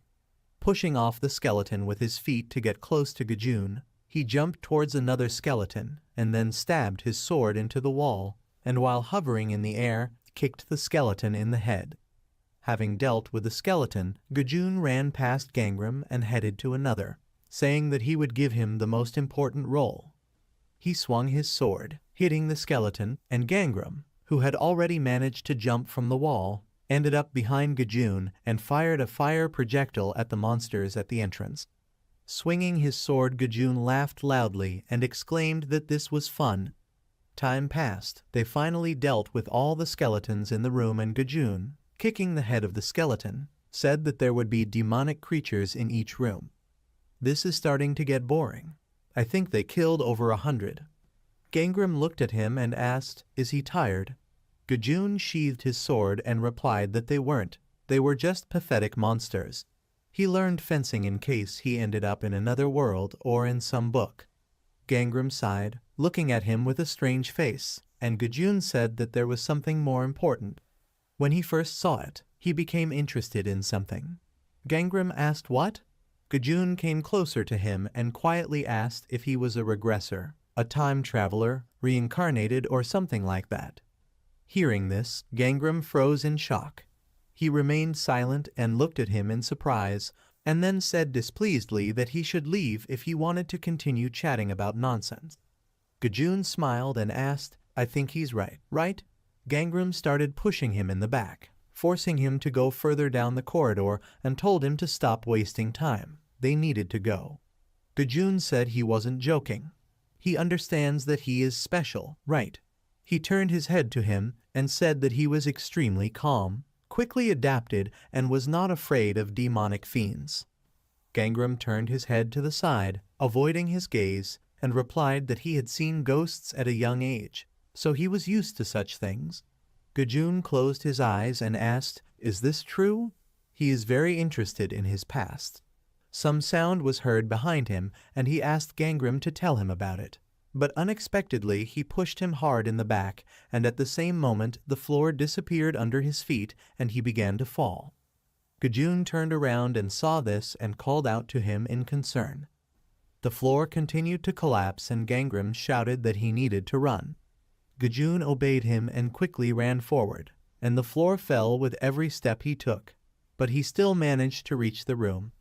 As soon as he was in a safe place, he turned around and saw that there was nothing left of the passage. He looked down in horror and quietly said the name Gangram, and then his face became impassive, and he turned towards the room, asking, was he the main character? He went further and said that he loves sad stories with regression. What happens to the plot now? Gangram at this time still continued to fall along with the debris of the floor. He looked down, grabbed the hilt of the sword, and then pulled it out of its sheath. Immediately after that, he stabbed his sword into the wall and, sliding his foot along it, began to slow down. As soon as he came to a complete stop, he pulled the sword out of the wall and fell, landing in the room where the blue portal was. The system reported that he had entered a secret location. When he saw this notification, he smiled slightly, and a warning appeared that the monsters in secret locations are stronger. Every corridor has a monster or a trap. Several red system windows with warnings appeared around Gangram. The path to the regular location is activated. If he returns, the secret location will be sealed. He can ask for help. Does he want to give up and leave? The opportunity to request a rescue expires after 2 minutes and 58 seconds. Gangram waved his hand and said that he would never give up. Right along the corridor that led to the room, he saw several skeletons and, lighting a flame in his hand, thought that he could increase more stats. It's all thanks to Gajun and visiting all the monster rooms. He needs to take the chance to grow on his own, and Sua will have a different story. After that, he swung his hand and the flames in his hand became restless. He fired a fiery projectile at the skeleton, but it protected itself with a shield. Gangram then lunged forward and swung his sword, killing the skeleton. The system reported several times that his characteristics had been increased by 10. Time passed and the battle was over. The system reported that his strength was increased to 4 after using his stat points. His strength is increased to 5. Looking at the bones under his feet, Gangram thought that things were getting easier for him as his stats increased. He can't believe he raised them to this level. He opened the window with the characteristics and saw that his strength rose to the 5th level, endurance, agility, perceptions rose to the 4th level, and magic to the 3rd. After looking at this, he thoughtfully rubbed his chin and said that he wondered how strong they would be. Regardless of characteristics, everyone starts at level 1. The difference between each level is the amount of effort and time required to reach the next level. It will be difficult for the insect class to gain levels. The demonic class will have an easier time, but the divine class will find it very easy. With the same level of experience, the growth rate directly depends on the class. God-class people like Gajun will grow faster. He's been helping for quite some time now, so he thinks he'll be stronger. It took him 3 days in his previous life. This time he will take the bonus for the fastest clearing. Thinking about this, he walked up to the patterned column and touched it with his hand, saying that it was here, and then lowered his hand and stepped aside, thinking that for this he needed to finish everything today. In front of him he saw a long corridor, illuminated by blue torches, and sharp blades sticking out of the walls, and a blade with traces of blood on it hung above the ceiling.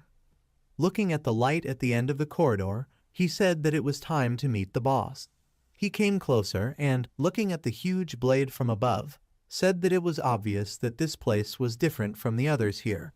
He got nervous and said that now he was definitely in the knife mountain of hell.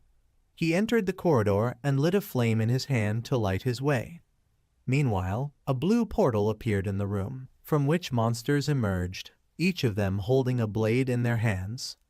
Both demons looked like Oni, but one was red and the other was blue.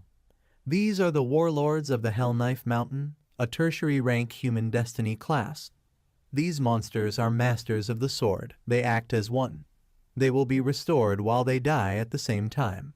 Seeing them, Gangram immediately hid behind the wall and thought that they were military leaders. Seeing them this close is another thing entirely. He trembled in fear and bit his lower lip with a nervous smile, thinking that he needed to stop shaking. He can win if he goes according to plan. But when he calmed his fear and raised his sword, the face of a demon appeared in the passage very close to him, whose glowing eyes looked straight at him. The warlord immediately ran out of the room and attacked Gangram. In his eyes, frightened with fear, a demon was clearly visible, whose sword was already approaching him. But Gangram managed to react quickly and grabbed a torch with a blue flame that was standing nearby, and then hit the commander on the head with it. The demon's head was enveloped in blue flames, and he screamed loudly in pain. A blue demon approached the red commander while he was clutching his head. Gangram decided to run and thought that they had found him first. At least he got their attention. Gangram had already managed to move away from them. He turned around and, looking at the blue flames that engulfed the monster, thought that since their attribute was gold, fire should work perfectly. This way he can buy time. But suddenly the blue demon took out a sword and with one sharp movement cut off the head of the red one. Gangram became very nervous and continued to run away. The red commander's head fell next to his feet, and he, remembering that they would recover until they died at the same time, thought that they were killing each other to get rid of damage. The red commander's head returned to its place, and he, along with the second commander, rushed after Gangram, waving his sword. Gangram's agility increased to 7 after using stat points, and he sped up, thinking that a frontal attack was pointless. While he was running back to the room with the skeletons, he touched several blades that were peeking out from the walls and received wounds.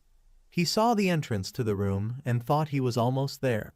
But as soon as he ran inside, he stepped on a bone and it spun under his feet, causing him to fall sharply on his back and get scared. As soon as he fell to the floor, the military leaders entered the room. Noticing them, Gangram wasted no time and extended both hands towards them, releasing flames.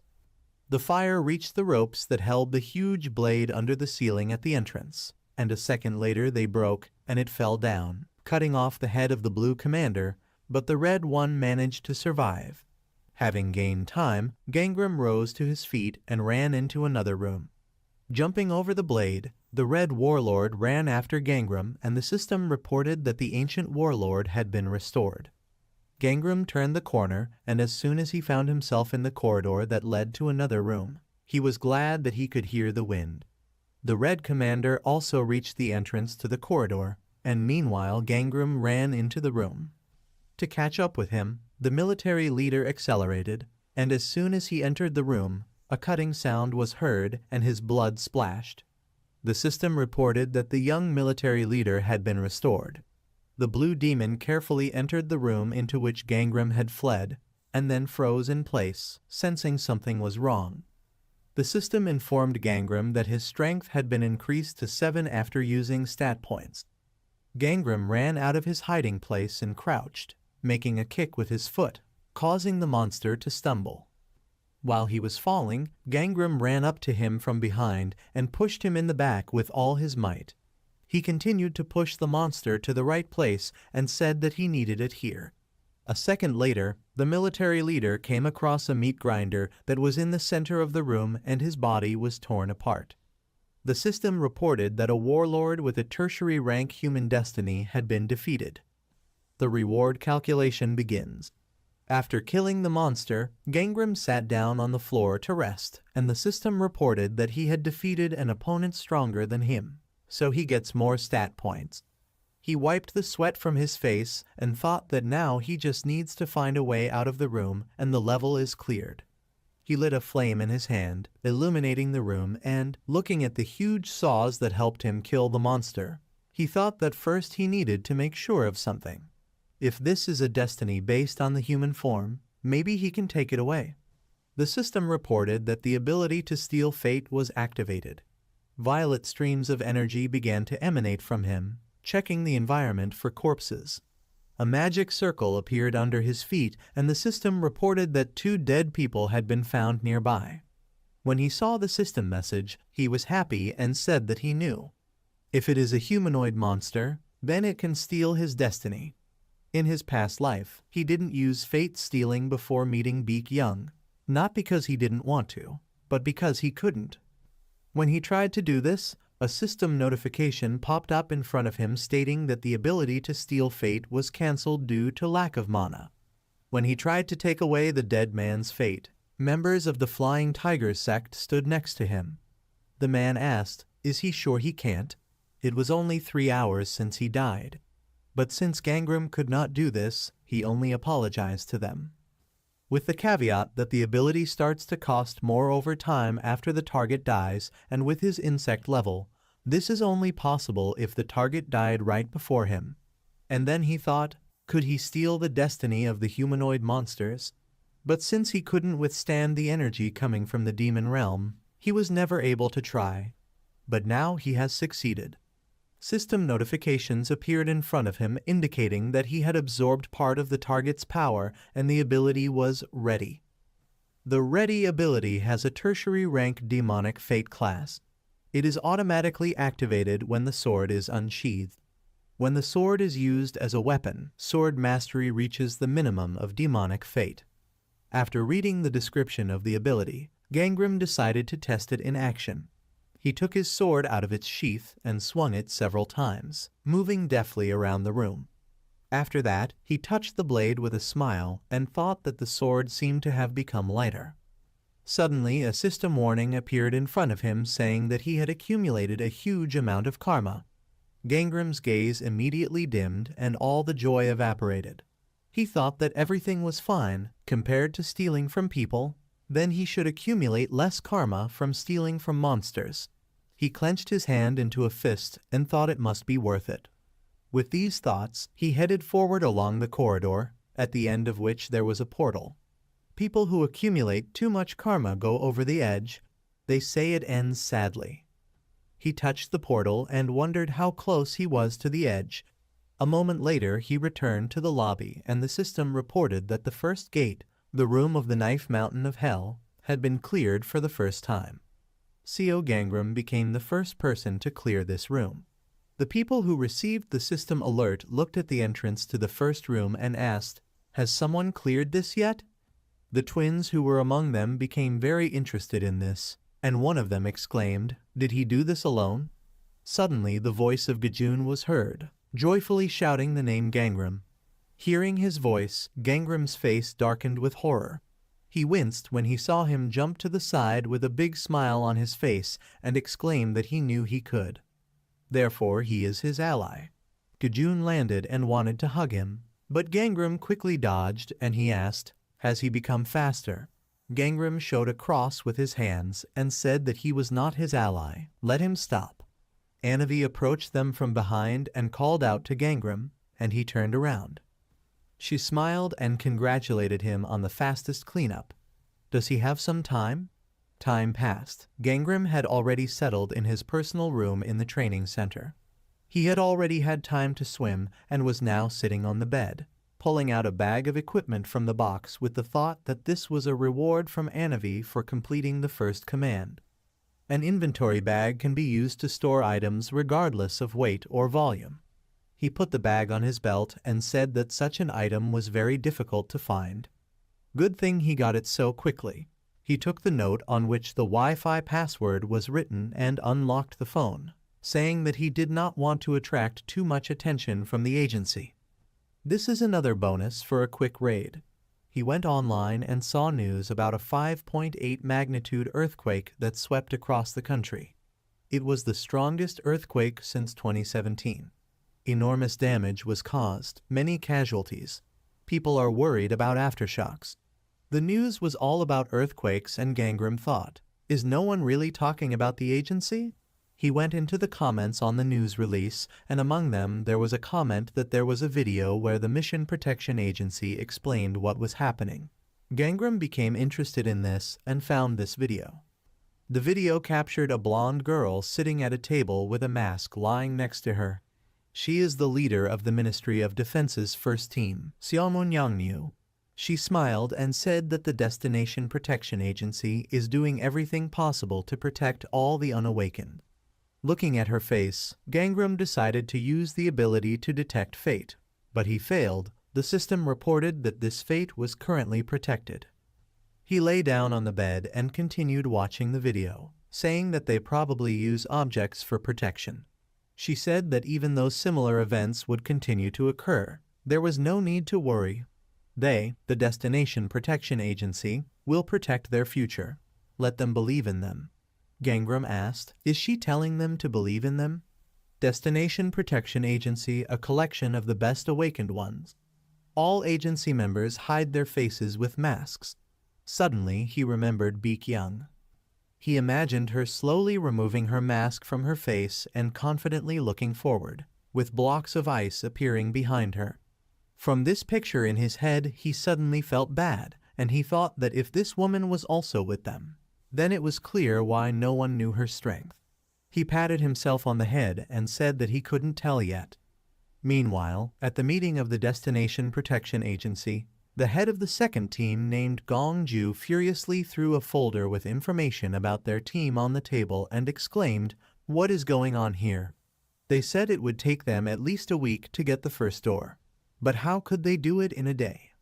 Has the secret location been cleared too? And on top of that, their tertiary rank insect class abilities. He displeasedly called out to Ju Sungti, and he shuddered, saying that it was him. Gong Ju said it's on him now. Have them write a report and remove the trap that Co Gangram used. The rest will take out the remaining monsters. They are all free. Members of the second team stood up from their seats and put masks on their faces, and then left. Sun Ti, who was left alone in the meeting hall, was still sitting at the table and tiredly rubbed his face with his palm. He started typing something on the laptop keyboard and thought that he had simply lured the monster into a trap. What if he cleared the second door in the same day? He stopped and, again covering his face with his palm, nervously thought, what if the management finds out that behind all this is a man with the pitiful fate of a tertiary rank insect? Time passed. Gangram sat on the first floor of the training center in the cafeteria, where small white dolls carried away unfinished drinks on a tray and cleaned the room. Gajun, who was sitting next to him, asked if he would go to the second room today. Had he really forgotten about their argument about who would get through the second room first? If he doesn't try now, he might do it before he even has the slightest chance. Gangram, who was eating crackers, replied that he would walk through the room at his own pace. Let him do what he wanted. And since he is not his ally, until he has won, can he leave him? Gajun sighed and said that he didn't want to leave. He wanted to get to know him better. Gangram remained silent, and at that moment a group of girls passed nearby, among whom was Sua. One of them said with a smile that thanks to her she survived. Sua smiled and replied that it was all because she blocked that attack. The other girl said she thought they could do it next time. Hearing her voice, Gangram turned his gaze to her and thought with a smile that she seemed to be doing well. Gajun noticed him looking at her and said that he doesn't like characters that are too good. Gangram in his thoughts asked him to get out of here and then threw a cracker at him and said that his hand accidentally shook. One of the girls asked Sua if she would mind if they eat together. After that, they sat down at the table and a guy named Gunam, who sat down with them, told the girl that her hand was so small it was cute. She asked, "Is this true?" She wouldn't say that. Gangram became interested and paid attention to them, and as soon as he saw who it was, he wrinkled his face with displeasure. Gunam smiled, extending his palm to the girl opposite him, and asked with a smile if they could compare their palms. Gangram looked at him and thought that it seemed like he was going to go through this again. The girl touched his palm, and he asked with a smile, "Does she see? Her palm is so small." The girl said in surprise that it was true. After that, he pointed to his hand and said that, by the way, he was a good palmist. The girl who was sitting next to her said that he had read her palm recently, which was quite accurate. Sua, who was sitting nearby, did not pay attention to their conversation and calmly sipped her coffee. Gunam approached her and asked if she would allow him to read her palm.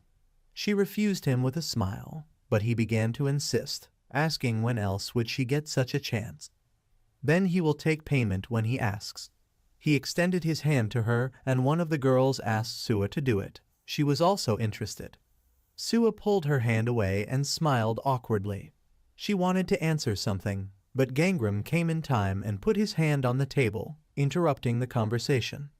Sua was surprised when she saw him, and Gunam, who was flirting with her, became angry.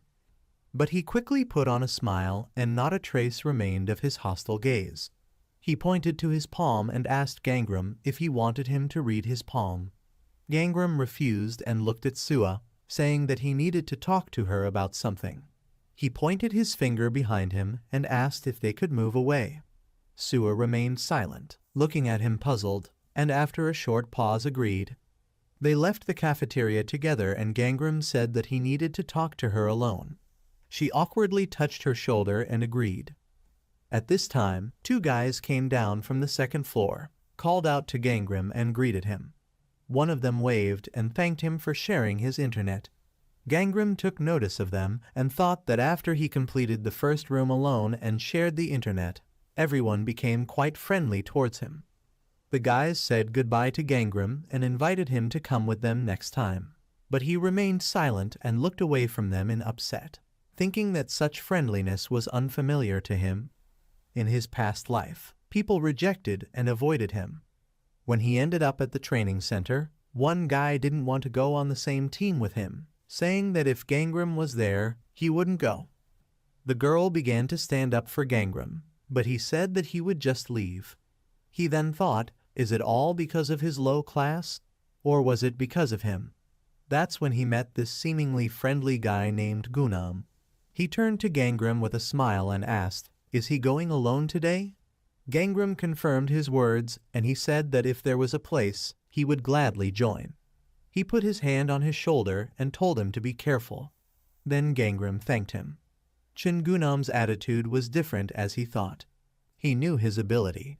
One day they slapped each other's hands and Gunam said with a big smile on his face that it was so cool. Then he used his ability, but Gangram did not think that he was capable of such a thing. After Gunam touched his palm, he saw his window of fate and grinned. After a while, when Gangram was walking down the corridor with snacks in his hands, he heard the voices of people discussing him. The girl said that she almost died when she and Gangram were on a raid. Her friend asked, "What's wrong with him?" She replied that it seemed like he had the ability to steal the fates of the dead. Her friend nervously asked, "Does she mean that he almost destroyed her and tried to take away her ability?" She answered displeasedly that it was possible. Let him also be careful. After that they left, saying that it was so scary, and Gangram froze in place and pursed his lips nervously. After that, he burst into Gunam's room and exclaimed that he promised not to tell anyone. He asked what is it. He doesn't understand what he's talking about. Gangram said that he revealed his ability to others. Gunam turned to him and asked if he had any proof. Gangram bit his lower lip in anger and thought that it was obvious that it was him. Gunam grinned and asked, "But it's true, isn't it?" Gangram saw his fate window, his tertiary rank ghost fate class palmistry ability. When his palms touch the target, he can see the window of fate. Gangram looked at his palms and thought that only he, the idiot, knew his ability. Remembering this, he told Sua about his ability and said that because of this ability, it was better for her to stay away from him. She better never touch his palms. Sua remembered how he wanted to touch her and sighed displeasedly, saying that that was why he tried to do it. Gangram said that's all he wanted to say. It's time for him to go. Sua called out to him excitedly, and he stopped, looking at her questioningly. She said that she had already cleared the first room. If he wants, can they go to the second one together? Gangram shook his head and said that it would be difficult with her. She asked, "What does this mean? Why will it be difficult for her?" He looked away and, choosing his words, said that now she lacks experience. These words briefly put Sua into a stupor. After a short pause, she pointed a finger at herself and said that she didn't think she was that weak. He said that her ability would be weakened in the next room since the next room has a fire attribute. The gold Kai suppressed her fate. This room needs a water attribute. She probably felt uncomfortable in the first room, since there was an attribute of gold there. The tree leaf technique certainly won't help her. He turned away from her towards the door and said that he thought she knew what he was talking about. She thought for a moment and said that she would obviously have a hard time in the second room. He touched the doorknob and asked, "Does she understand now?" She replied that to some extent. He was about to leave, but she touched his shoulder and called him by name. He looked down at her and she said something to him. After hearing this, Gangram quickly went out into the lobby and thought, why? Even after what he told her. He pursed his lips and remembered how she thanked him for his advice with a smile. Sua, meanwhile, was looking through the small window of the lobby door and thought he rejected her offer, but went with Dak Gajun. As she understands, he wants to distance himself from her. But he called her to tell her about Chengunam. She touched her chin thoughtfully and thought that he didn't have to do that. She looked at Gangram through the window in the door and thought, why is he so honest? Is he worried about her? Gangram was still crossing the lobby at this time, but suddenly someone called out to him. Gunam, who was standing around the corner leaning against the wall, asked with a smile, is he going to the second room with Sua? Seeing him, Gangram immediately put his hands in his pockets and replied that he was coming on his own. He began to climb to the second floor and thought that he needed to remove this idiot so that he would not drag him to the bottom. Seeing him leaving, Gunam asked him to stop and asked if he wanted to be on the same team with him. Gangram stopped in the middle of the stairs and turned around, and he said with a smile that his class is quite high. He thinks it won't be difficult for him. He has a dragon's destiny. Gangram's eyes sparkled with anger, and he thought it was a lie. He asked, what about the ability? The system reported that the fate detection ability was activated. Gunam folded his hands in the shape of a pistol and streams of water swirled around them, and he said that he could summon water bombs, and he could also shoot water. Gangram's ability showed him Gunam's window of fate. He has a primary rank human destiny, water attribute. Gangram agreed and said that they could leave right now. Gunam asked, really? He began to climb up the stairs and said with a smile that he would get ready and would come soon. He ran past Gangram and he looked after him. Then he turned away and thought it was such a relief that he had come to him first. Soon they approached the gate to the second training location, the Hall of Hellfire. They went inside and the system reported the clearing conditions. They need to find the ice crystal and return to the lobby. There is no time limit. CO Gangram and Chengunam's entry has been confirmed.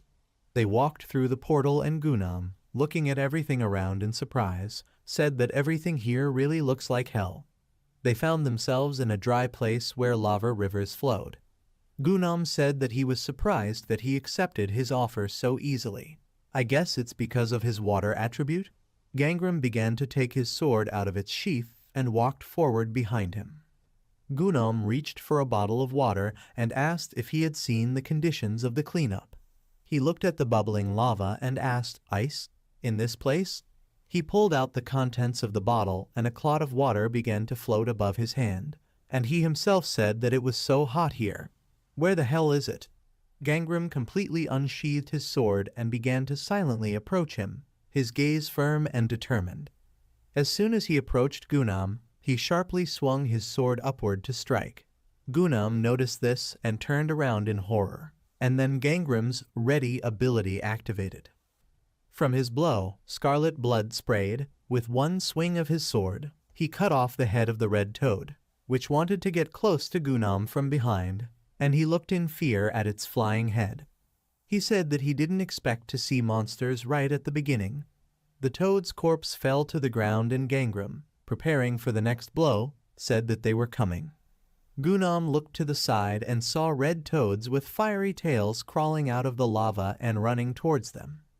These monsters are called flame toads, insect fate class, tertiary rank.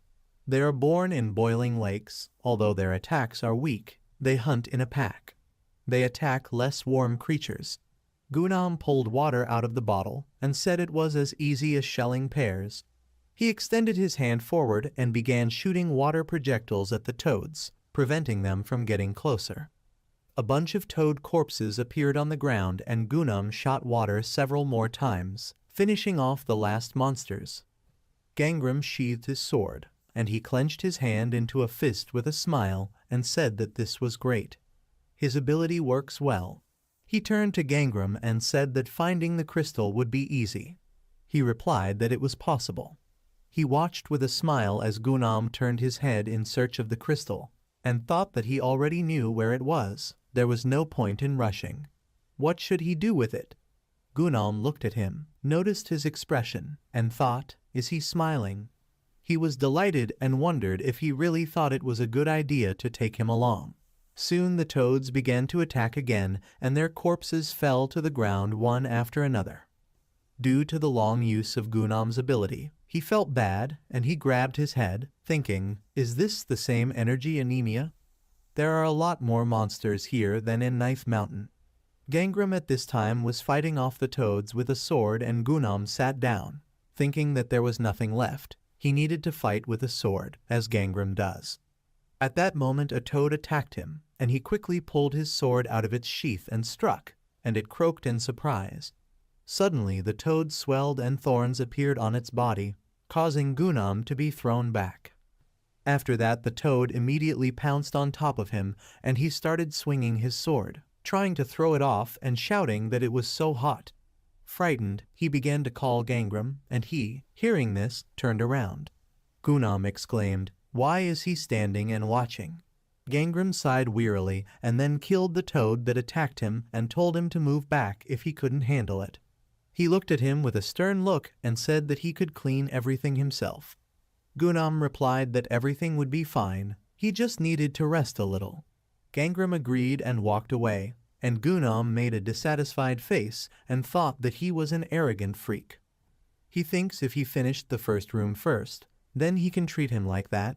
He stood up and dusted off a nearby rock, and then looked at Gangram's back and thought that he had come with him here to see his class and ability, but his hands were wrapped in bandages. It seems to him that he is trying to hide his ability. His gaze became sly, and he thought that he needed to find out. There must come a moment when he relaxes. He will wait for it. Thinking about this, he sat down on a stone with a smile, and then this stone came to life and began to tremble. Gunam, who clearly did not expect this, got scared and fell to the ground on his back from the shaking, screaming loudly. A huge crab that disguised itself as a stone reached out to him with its claws and opened its mouth wide, showing sharp teeth. A bright spark from the blade appeared in front of Gunam's eyes, which struck. Gangram came to his aid in time and pierced the crab that attacked him with his sword. After that, Gunam caught his breath and thought that there were more than just toads here. He was thinking too much. Gangram walked towards the crab, which, due to his blow, turned over on its back and called out to Gunam. He asked, "What is it?" Gangram looked at him and said that he saved him twice. He thrust his sword into the monster's belly, finishing it off, and said that such monsters are more difficult to kill. They need to go before help arrives. Gunam looked at him in surprise and thought, what? Is he bragging about helping him a little? Holding back his anger, he smiled and replied that he understood. Because of the rage he was feeling now, he clenched his hand into a fist, raking the ground, and thought that he was not that good. He clenched his teeth with the thought that once he regained his mana, he would easily do it. Suddenly Gangram interrupted his thoughts by turning to him and asking if he had anything to say. Gunam smiled nervously and waved his hand, thanking him for his help. Time passed. They entered a cave with a lake of fire, in the middle of which a blue sparkling ball lay on a high stone. Gunam pointed his finger at it and said that there is something there. Gangram was slightly surprised to see a familiar object, and Gunam exclaimed, "Is this an ice crystal?" He took a closer look and, seeing how this blue ball sparkled, joyfully exclaimed that this was it. He thought that all they had to do to win was bring the crystal to the lobby. Is there only one? Then he thinks that he will be the first to clear the room. Gangram thought, looking at the blue ball, and Gunam's face suddenly darkened and the smile disappeared. He thought that everyone would think that he succeeded only because of Gangram. Gangram wanted to tell him something, but at that moment Gunam rushed forward and ran to the lake, thinking that if there was only one crystal, then the one who took it would be considered the first to complete the room. Just thinking about it brought a wide smile to his face. Awards, honor, respect, and admiring glances. Having reached the edge, he jumped and reached out with his hand to the ball, exclaiming that it would all be his. Rejoicing that he had already reached the ball, he shouted that he would be the first. But as soon as he grabbed the blue ball, it softened under his grip. The smile quickly disappeared from his face, and he thought in surprise, "Is it soft?" The system reported that this was a clutch of toad eggs, a class of tertiary insect fate. This is a clutch of countless eggs, and there are always flaming toads next to it. As soon as he grabbed the clutch, fiery toads came out of the lake and began to run towards Gunam from all sides, fiercely protecting the eggs, jumping and grabbing at him with their tongues. The toads pulled him away from laying eggs, and with a loud cry he began to fall into the lake of lava, shouting the name Gangram. Gangram did not help. He looked at him with an indifferent look and said that this was karma for trying to stab him in the back. After that, he turned around and walked towards the exit of the cave, and Gunam, whose body was covered with fire toads, again called out to Gangram and asked him to help, shouting that he was an idiot. After a while, Gangram went inside the crystal cave, holding several fire shabby in his hands. He looked at the ice crystal in his hand with a smile and saw the window of fate. The ice crystal has a tertiary rank ghost fate. It is a crystal made of ice. When absorbed, it enhances the water attribute. He sat down on the ground and placed the crystal in front of him, bringing up a trading window. A system window appeared in front of him, on which various goods were presented, and Gangram thought that the condition for opening a store was the presence of spirit pearls. Initially, he didn't know about the store and the pearls, but now he was collecting them from the very beginning. He clicked on the prayer chest, and the system reported that the purchase had been made. A golden prayer chest appeared in his hands, and he thought that he also needed to exchange his achievements since he did not have much money. The prayer chest has a primary rank ghost fate. If he puts any item in it and prays, he will receive the desired item. If the offering is not enough, he will receive nothing. Gangram put the chest on the ground and put an ice crystal inside, saying that it has a funny name. In the end, all you need is to put something valuable in it. He folded his two hands in prayer and closed his eyes, thinking that the ice crystal had a tertiary rank ghostly fate. He needs a primary rank ghost item. The chest in front of him began to shake, and the system reported that he was praying.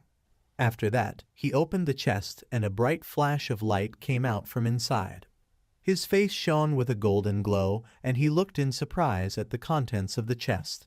As soon as he took the item out of the chest, he realized that he had failed. The system reported that he received insect honey. After that, Gangram silently chopped a few more ice crystals and, sitting down on the ground again, put the crystal inside the chest and said that if he couldn't take it by quality, then he would take it by quantity. There are a lot of crystals. Someday he will succeed. He will try until he succeeds. Time passed. Gunam still managed to survive and get out of the lake. He spat out the fallen tooth from his mouth and, looking towards the exit from the cave with furious eyes, began to insult Gangram.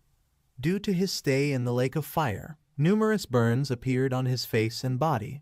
On trembling legs, he slowly trudged towards the exit and asked, did he think that it would be possible to just leave him like that? Someday he will find it. He will thrust his sword into his small face. He stopped cursing Gangram when he noticed a blue glowing crystal in the corpse of a toad nearby. He asked, what is this? Is this an egg? He looked closer and his eyes opened wider in surprise when he realized that it was a real ice crystal. Soon the second gate opened and a joyful Gunam ran out from there, holding in his hands the corpse of a toad with a crystal, and thought that this was great. He was the first. The system reported that the second gate, the Hall of Hellfire, had been cleared. The system reported that Gunam was the first to clear the room. Joyful guys met him outside and asked if he had already passed. It's great. It's only been 1 day. Gunam smiled widely and thought that this was the reaction he was waiting for. Now he's much cooler than that stupid Gangram. Behind the joyful crowd, he noticed Gangram sitting on the stage unwinding bandages. He immediately came closer and leaned towards him, with a threatening face saying that there he was. Seeing him, Gangram flinched and Gunam, with a wide and sinister smile, asked how he could leave so easily. He looked for it all day. Gangram became nervous, not knowing what to answer, and Gunam said that they needed to talk about it. They were interrupted by Anavi, who loudly said that Gunam was the first to clear the Hellfire Hall. Gunam looked happily in her direction and waved his hand, saying that it was him. He extended his hand to Gangram and said that this time he would forgive him. Maybe they can shake hands as a sign of reconciliation. Gangram looked uncertainly at Gunam's outstretched palm with an awkward smile, and then extended his hand to him, and he activated the palmistry ability. They shook hands and Gangram became nervous, and Gunam squeezed his hand harder and told him not to be afraid. The system reported that reading the fate of the target CO Gangram had begun. After that, he walked away from him and, looking at his window of fate with a smile, thought that he felt so good that he was the first to clear the room and saw him so wounded. In the window of Gangram's fate, it was written that he had the fate of a tertiary rank insect, the attribute of fire. He has the fire control ability of the tertiary Rana insect fate class. He also has the ready ability of the primary rank human fate class. Having looked at his abilities, Gunam turned to Gangram, who at that time breathed out a sigh of relief and thought in surprise, does he have the fate of an insect? He thought he had at least a human one.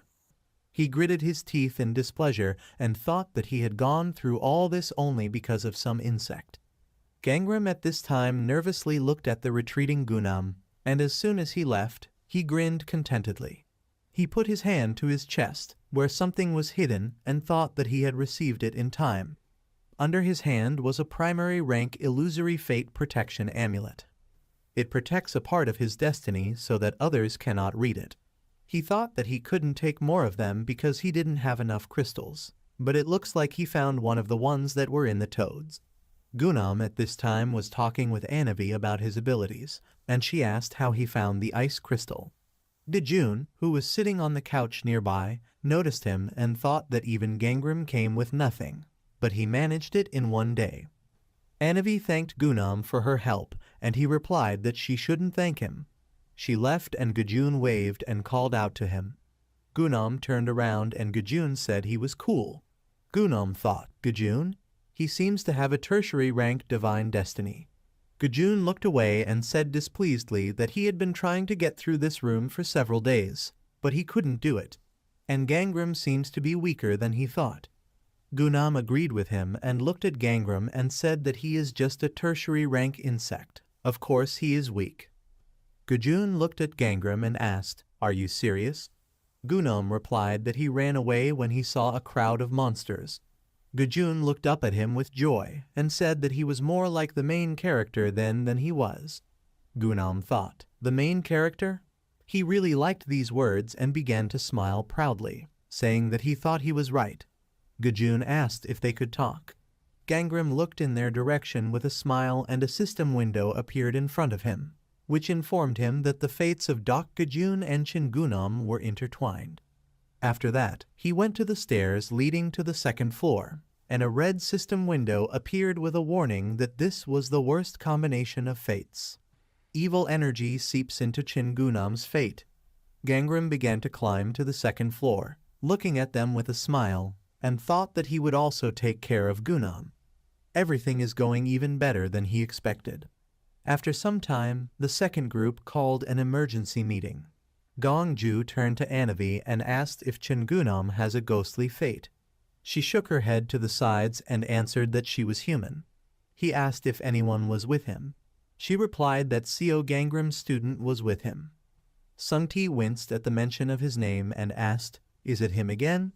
Gongju asked if they were together, but only Gunam received the bonus for the first clear. Something is wrong here. Anavi said that student Chingunam said something strange. He said that he found the crystal in the toad he killed. Gongju said that the monsters are not able to enter the crystal cave. They did put a barrier there, didn't they? A window appeared in front of Anavi, and she said that she had checked. She showed them a recording of fire toads devouring crystals inside the cave and said that the barrier had fallen and they had swallowed all the crystals. Hearing this news, Gongju gritted his teeth and his whole body trembled with rage. He loudly and sternly called out to Ju Sungti and asked why his work was so lousy. Sungti winced and became nervous, exclaiming in response that he had checked several times and there were no problems. He smiled nervously and scratched his cheek, saying that the fact that the cleanup was happening faster than they expected just meant that they had worthy students. Gongju was only angered by these words. He jumped up from his seat and slammed his palm on the table, sternly asking, "Does he take responsibility for his words? Does he want to say that there were no flaws in his plan and that his worthy charges are ready to move to the third room?" Sungti became worried and wanted to answer something, but Gongju interrupted him and asked if he would take responsibility if they died. Sungti remained silent, nervously fiddling with his fingers. Gongju returned to his chair and said that all the doors, starting from the third, lead to the real demon realm. They will die if they go there without preparation. He gritted his teeth and after a short pause said that they needed to make them much better than they were now. Let them watch Gangram more carefully.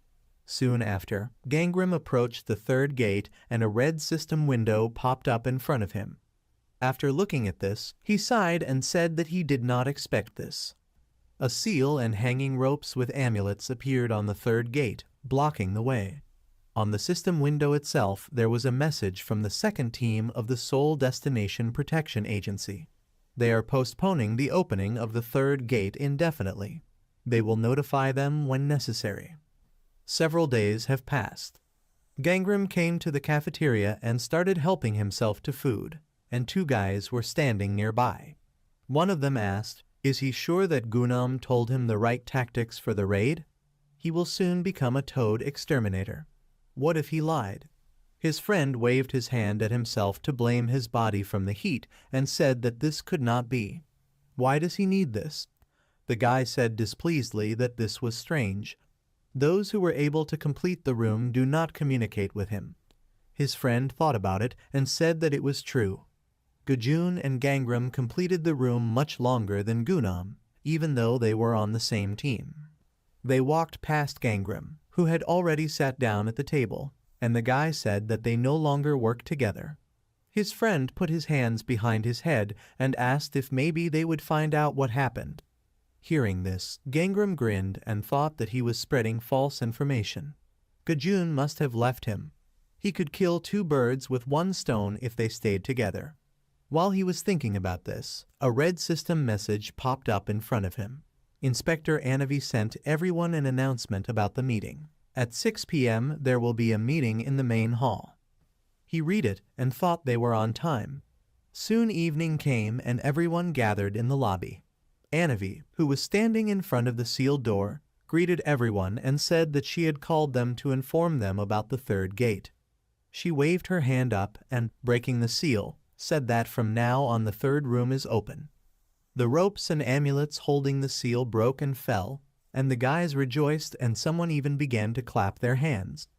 Anavi said that starting the third gate, instead of training areas, they will enter the demon realm. Also, they will all walk together. Already knowing this, Gangram nodded and she continued. The demon realm is much harsher. They will encounter stronger monsters, and they will be more diverse. The gods will watch their raids in the demon realm. If they hear the voices of the gods, then let them not answer immediately.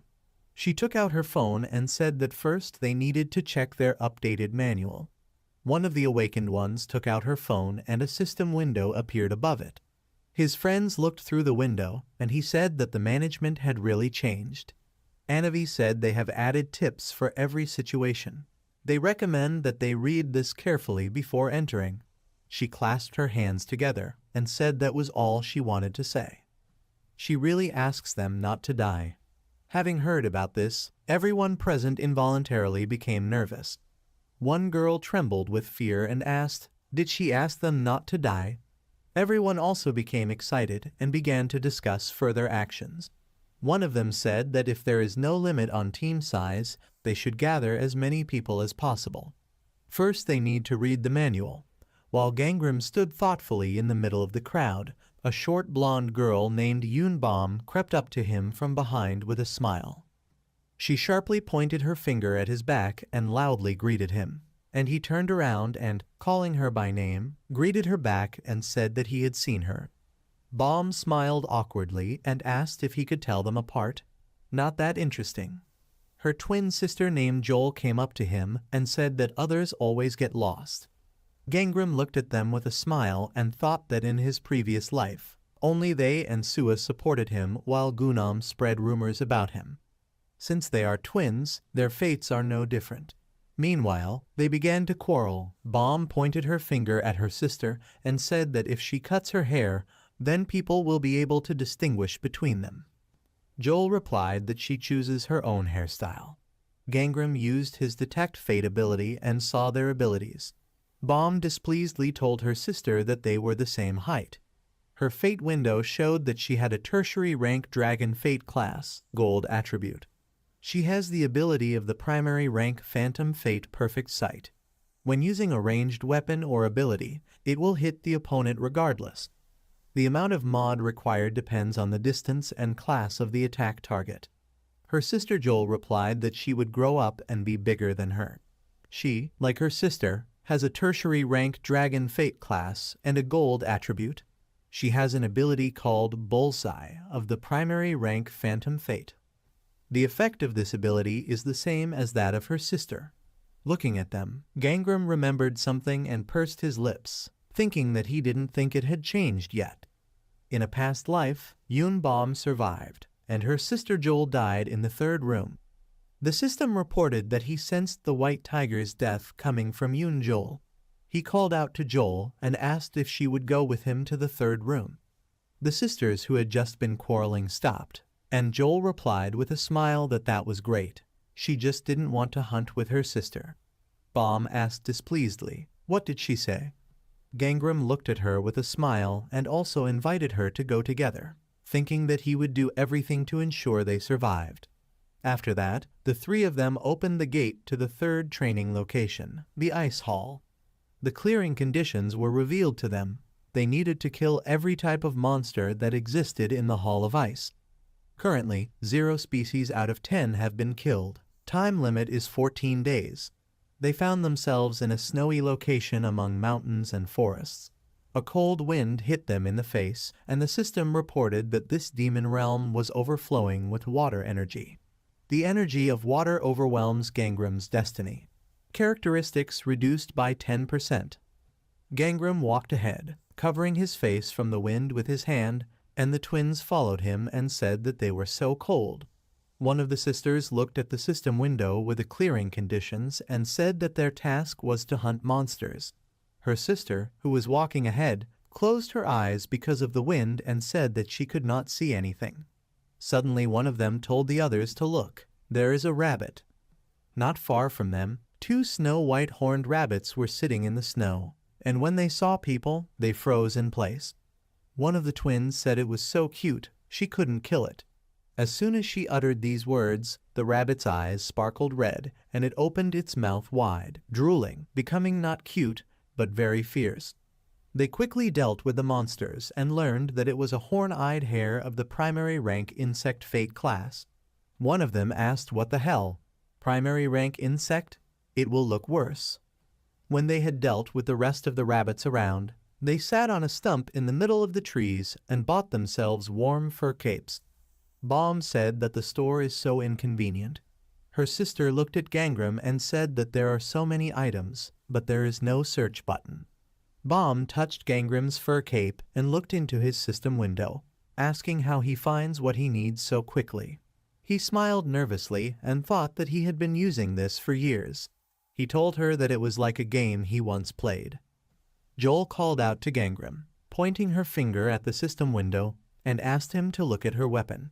She wants to buy a bow and arrows. After that, they gathered their full equipment and happily showed Gangram their new weapons. They entered into battle with the rabbits, and Gangram, wielding fire and sword, quickly dealt with them. The twins behind him began to quarrel, measuring the number of killed rabbits, and Gangram turned to them. He thought that Yoon Baum was an archer and her sister Joel was the national team archer. Their effectiveness together increased after they received their familiar weapons. As Gangram thought, they worked very smoothly together and killed the birds one by one. In her past life, Baum was a highly skilled sniper. Joel would have achieved something like this if there were any survivors. The girls behind him started fighting with snowballs, and he thought it would be even better if they stayed together. In a past life, Baum became completely different after the death of her sister. She never smiled after that and dedicated her life to hunting monsters in revenge. She became stronger and was accepted into the Sura sect, one of the 5 great sects, but she was never happy again. They both have excellent destinies. They could become very strong. For Baum's sake, he will do everything possible to ensure that her sister survives. He will help them go to the Flying Tiger sect. Then the members of this sect will not die at the hands of Yoon Baum and will live. While Baum was shooting hares, Gangram turned around with a smile and thought that he would keep an eye on Joel. But his smile disappeared in an instant, and he began to get very worried. Seeing only one Baum in a snowy clearing, he began to nervously look for Joel and think, where did she go? After that, they started searching and ran along the path between the trees, shouting the name Joel. Gangram was running ahead and was very nervous. He stopped and shouted Yoon Joel's name loudly. Yoon Baum looked behind the tree and exclaimed, "Why go so far to relieve yourself?"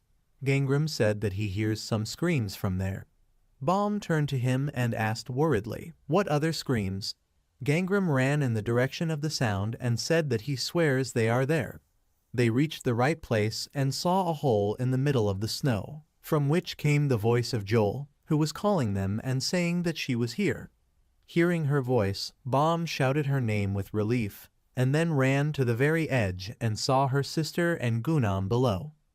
Joel said that the ground had collapsed under their feet. Baum asked her to wait here, they will get her. Gangram did not hesitate and quickly went downstairs asking if she was okay.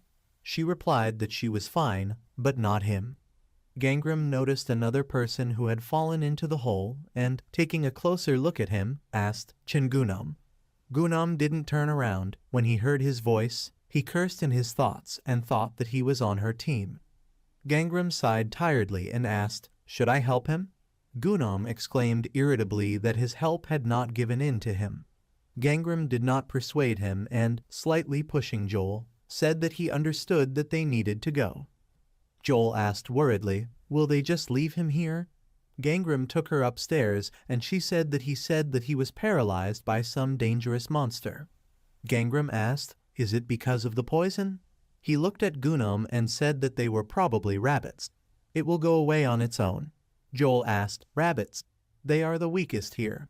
They got out of the hole and her sister asked her to keep quiet.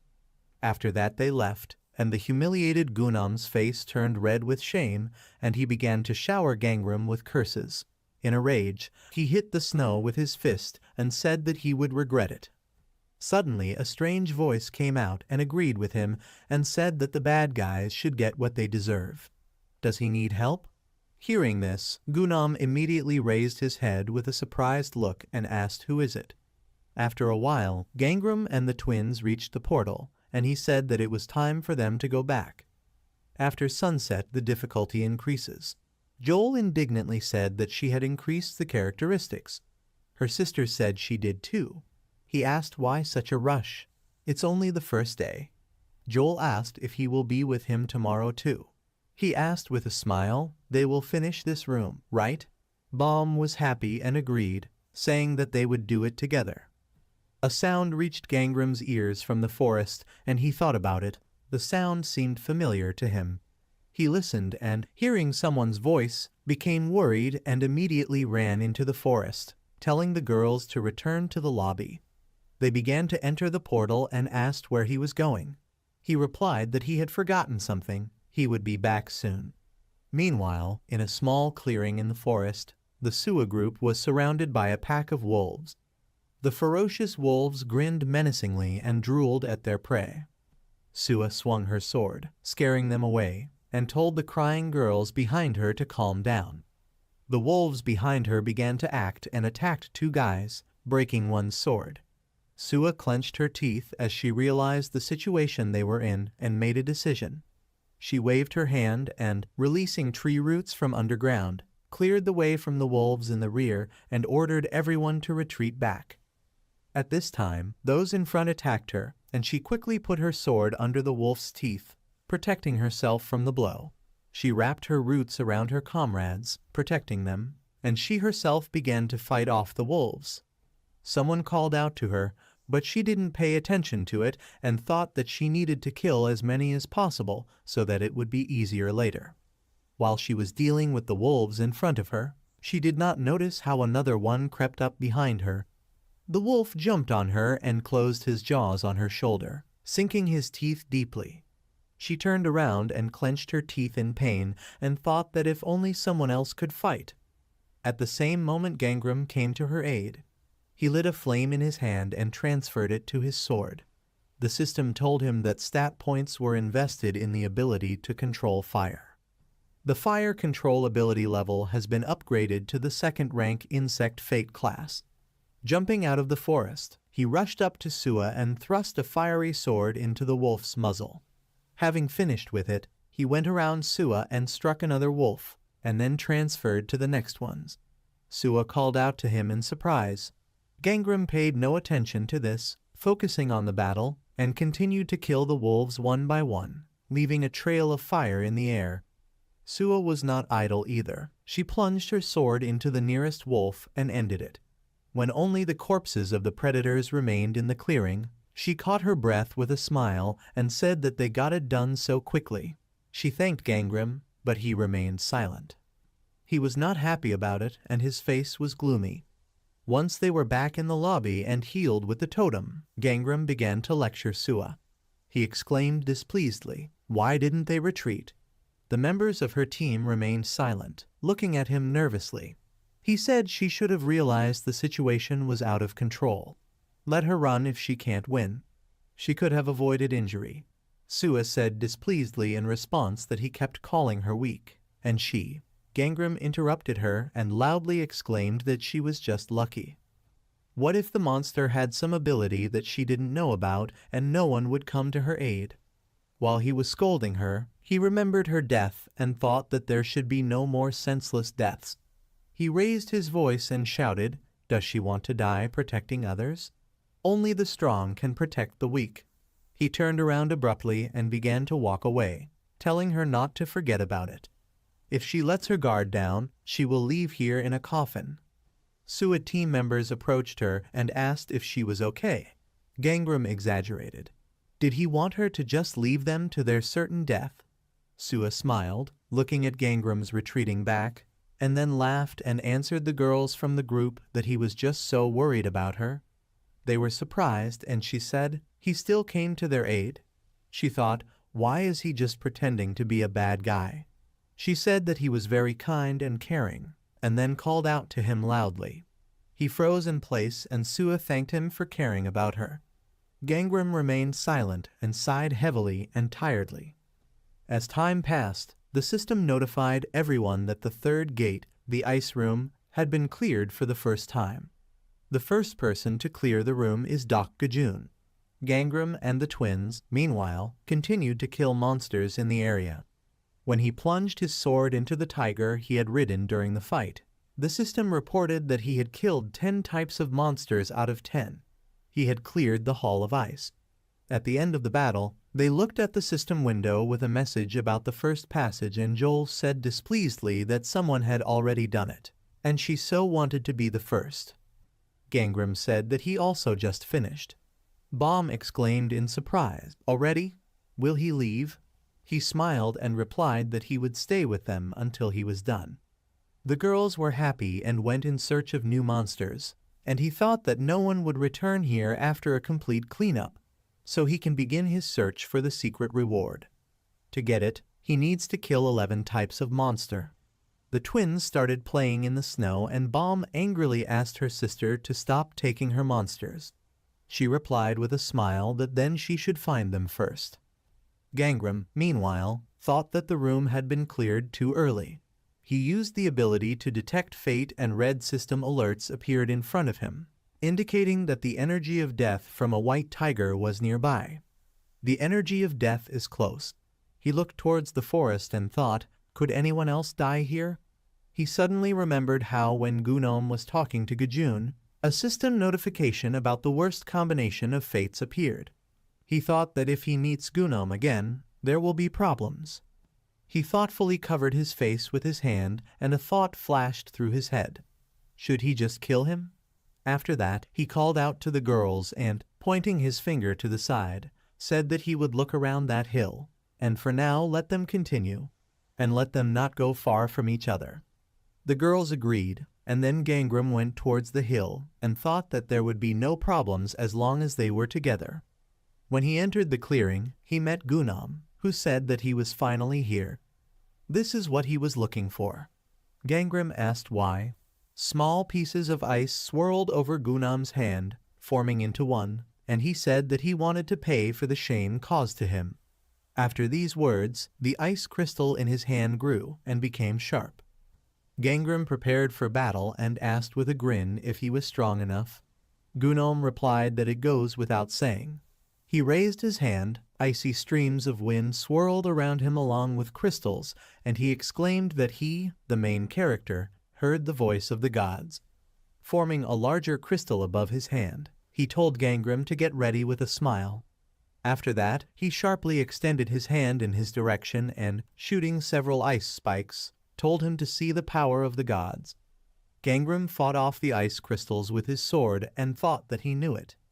Remembering Anavi's words that the gods would be watching, he looked at his blade, engulfed in a black haze after Gunam's blows, and said that the deity had taken possession of it. He used his fate detection ability and saw that the divine name Guest Virus appeared in Gunam's fate window. Gunam again summoned ice spikes, around which a black haze swirled, and said that he was the main character. Of course the gods chose him. Gangram thought that those who collaborate with deities are called shamans. They gain unprecedented strength. With a crazy smile on his face, Gunam raised his 2 hands up, pointing sharp ice crystals at him. At this time, he transferred the flame to his blade and thought that even if it was a low-class god, it might be Chiolwen. His mana pool increased, and he also gained a new ability. Gunam's fate window has a new ability called Smallpox, a primary rank human fate class. Borrowing divine power allows him to infect an opponent or a specific area with smallpox after an attack. Gangram sighed with a smile and thought, will he catch smallpox if he gets caught? How inconvenient this is. He turned around sharply and, striking the tree with his sword and setting it on fire, thought that first he would deal with its mana. He ran further through the forest, setting everything on fire, and Gunam ran after him and started shooting at him, saying that there was no point in running. The flame instantly spread to the rest of the trees and became noticeably lighter in the dark forest.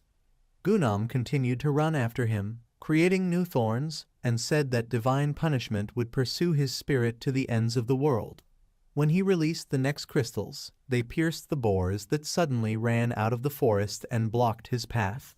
Gangram found himself on the other side and ran further.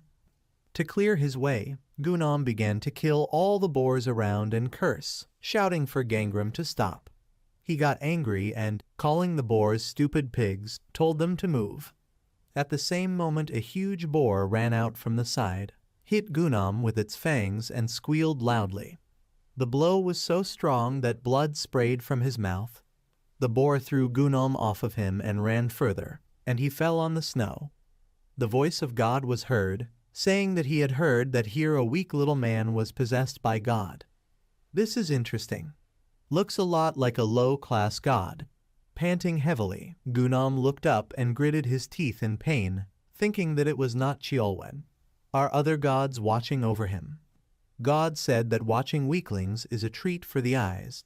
Gunam, with trembling hands, scooped up the snow with his fingers and asked, "Is it a treat for the eyes?" Gangram's voice came from above, saying that this was exactly so. Immediately after these words, he plunged the sword into his shoulder, and he screamed loudly in pain. Gangram sat on his back and watched him writhe in pain. God said he was finished.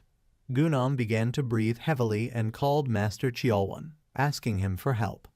Gangram abruptly pulled the sword from his shoulder, causing another flash of pain in him, and, addressing him by name, asked if he was done playing revenge. He keeps walking around and around.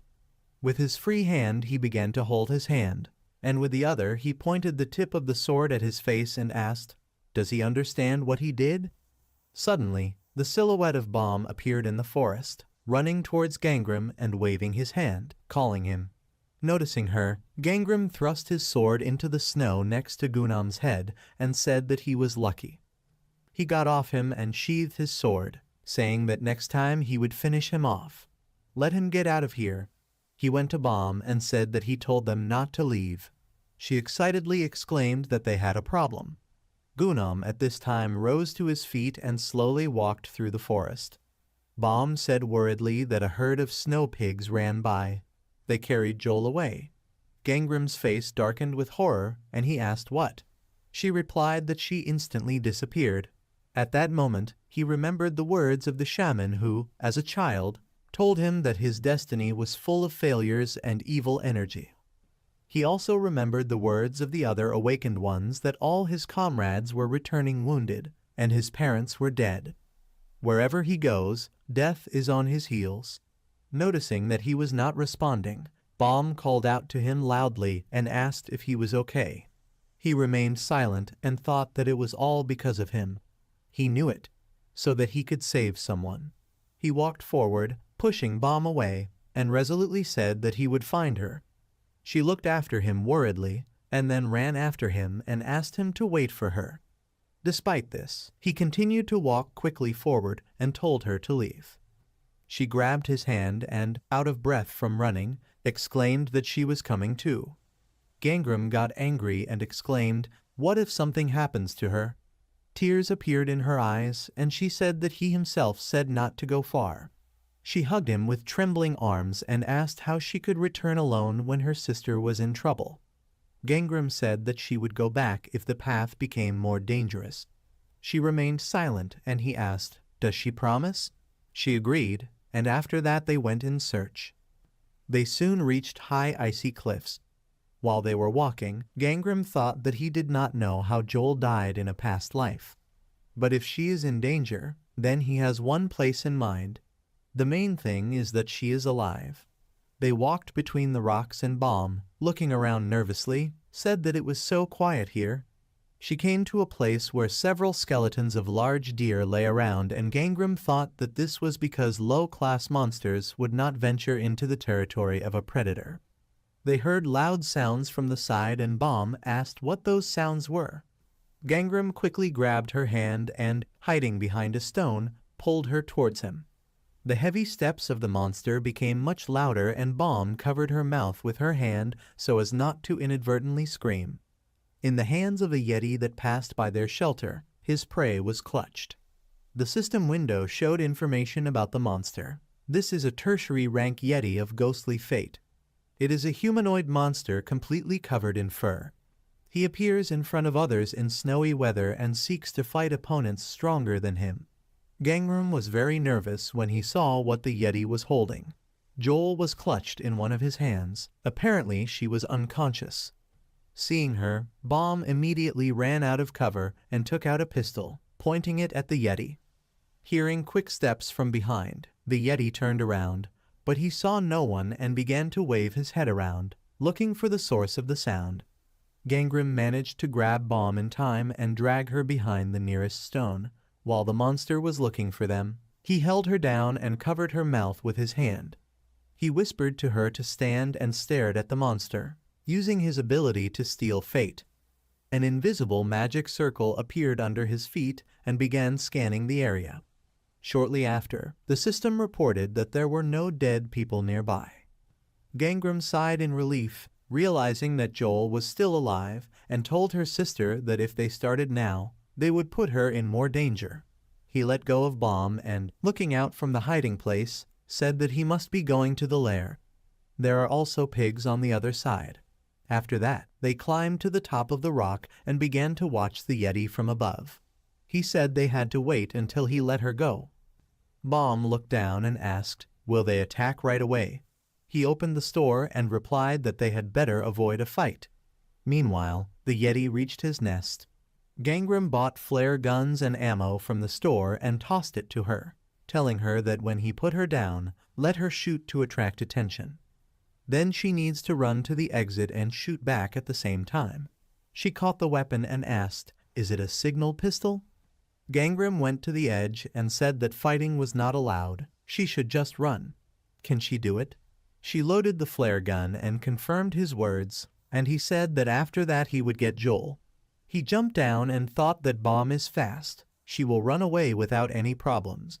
And they were located quite well. Bomb began to observe the monster's actions from a telescope, and, seeing him throw Joel into the nest, raised the pistol upward. After that, she shot and ran across the bridge that connected the rocks, and the Yeti turned around at a loud bang and saw a bright purple flash in the sky. A bright light in the dark sky blinded him, and he covered his eyes with his hand. Then he abruptly took off and ran after Joel, who was running along the edge of the cliff above. The monster did not notice Gangram, who was hiding behind a stone at the entrance to his nest. As soon as the Yeti was far enough away, Gangram ran out of hiding and ran to the nest, calling Joel. All her clothes were stained with blood, and she did not respond, but only breathed heavily in her sleep. Gangram asked her to wake up and realized that she was unconscious. He crouched down and began to lift her, saying that it would not be possible to provide first aid. He threw her on his back and began to rise, saying that he would take her to the lobby. Suddenly, heavy footsteps of another monster were heard from the side, and he turned around nervously. He raised his head, looking at the huge Yeti in front of him, and cursed quietly, thinking that he had not expected another one. The Yeti looked displeased at the uninvited guest and squeezed the prey he was carrying on his shoulder with his hand. He became very angry and threw the dog's corpse aside, and at the same time ran towards Gangram, holding out his hand to him. Gangram at the same moment lit a flame in his hand and thought that he was so unlucky. Bomb continued to distract the first Yeti by shooting into the sky. At one moment the monster for some reason stopped and growled. Then he turned sharply and walked back to the nest, and Bomb asked in surprise why. She started shooting into the sky again and yelled for him to follow her, trying to get his attention. She became very nervous and screamed again, telling him to come here. At this very moment Gangram met the second Yeti, who hastily attacked him. He bent down and transferred the flames to his boots. The Yeti at that time raised his leg to crush him, but he bent down and, pushing off from the snow, quickly slid forward on hot legs, thereby dodging the blow. The stomp of another Yeti reached Gangram's ears, and he was surprised, because he shouldn't be here. He turned around and saw a second monster quickly running towards him, whose steps shook everything. Gangram found himself in a very dangerous position. Two monsters attacked him from both sides at once. Looking at them, he clenched his teeth nervously, and then a moment before the impact, he jumped forward and the fists of the two Yetis collided with each other. After that, Gangram ran forward, and once again found himself at the nest. He stopped. He crouched down and took Joel off his back, starting to set fire to the nest, and thought that he just wanted to hunt. He threw her into the center of the nest, and the brushwood around her caught fire, creating a protective wall of fire for her. He took the sword out of its sheath and told Joel that there was a little more left. His sword burst into flames, and he said with a determined look that all he had to do was finish them off. Both Yetis screamed loudly and bared their teeth in rage because he set fire to their nest. Gangram stepped forward, and one of the monsters loudly stamped his foot on the ice. Noticing this, Gangram suddenly came to mind. He grinned and said it might work. The second monster crouched down, and the first one behind him began to wave and stomp his legs. Gangram rushed forward and set his boots on fire again and, moving deftly and sliding through the snow, he ran past them and dodged blows, forcing them to punch the ice with their fists. At the next blow from the first Yeti, a loud crack of ice was heard, and at that time Gangram was dealing with the second. The monster hit the ice with both fists at once, and Gangram jumped. After that, he touched the body of the Yeti and pushed off from it. Turning around in the air, he turned to face the monster and, running over its shoulder, headed towards the second one, which was already behind him. The first monster swung his hand and then hit, but due to the fact that Gangram managed to jump in time, the Yeti hit his comrade on the head. Gangram dropped down and swung his fiery sword, and the first monster leaned on the shoulder of the second and climbed onto it to strike. At that moment the ice cracked under their feet. The two Yetis immediately froze in place, but the cracks in the ice began to quickly grow. After that, the thick layer of ice under their feet broke, and the second Yeti fell down with fragments, while the first held on to the edge. A few seconds later, the crash of a fallen body was heard at the bottom of the ice cave. The system reported that he had defeated the tertiary rank demonic Fate Yeti. Gangram was happy about this and thought that in the realm of demons there were many places covered with ice and snow. They collapse easily, as was the case with Joel. This thing definitely won't come out. With these thoughts, he headed back to the nest, but the surviving monster decided to take him with him. He hit the ice with his fist with all his might, and Gangram fell down. Because of the flow of air that hit his face, he closed his eyes and cursed in his thoughts. At that moment Sua came to his aid and caught him with the help of tree roots. He looked up and saw Sua standing at the very edge, watching him. She displeasedly repeated his recent words that if he lets down his guard, he will leave here in a coffin. It's good that she made it. Gangram grinned hearing this and thanked her. She smiled and told him to thank Bomb. She was the one who brought her. She crouched down and began manipulating the roots, telling him to hold tight. She would lift him up. Gangram said let her put him down first. He wants to check something. After checking, he went upstairs and saw Bomb shaking his sister lying in the snow and in a panic asking her to open her eyes. Gangram looked at Joel's face. Her eyes were closed and she did not respond. He climbed onto the ice with Sua and nervously thought, were they late? He lowered his head and gritted his teeth, thinking, is there really no way to resist fate? Sua's face looked worried when she saw her condition, but after a second she smiled widely and Joel sighed. Her whole body began to tremble, and she told her sister that she was so cold. Can she turn on the heater?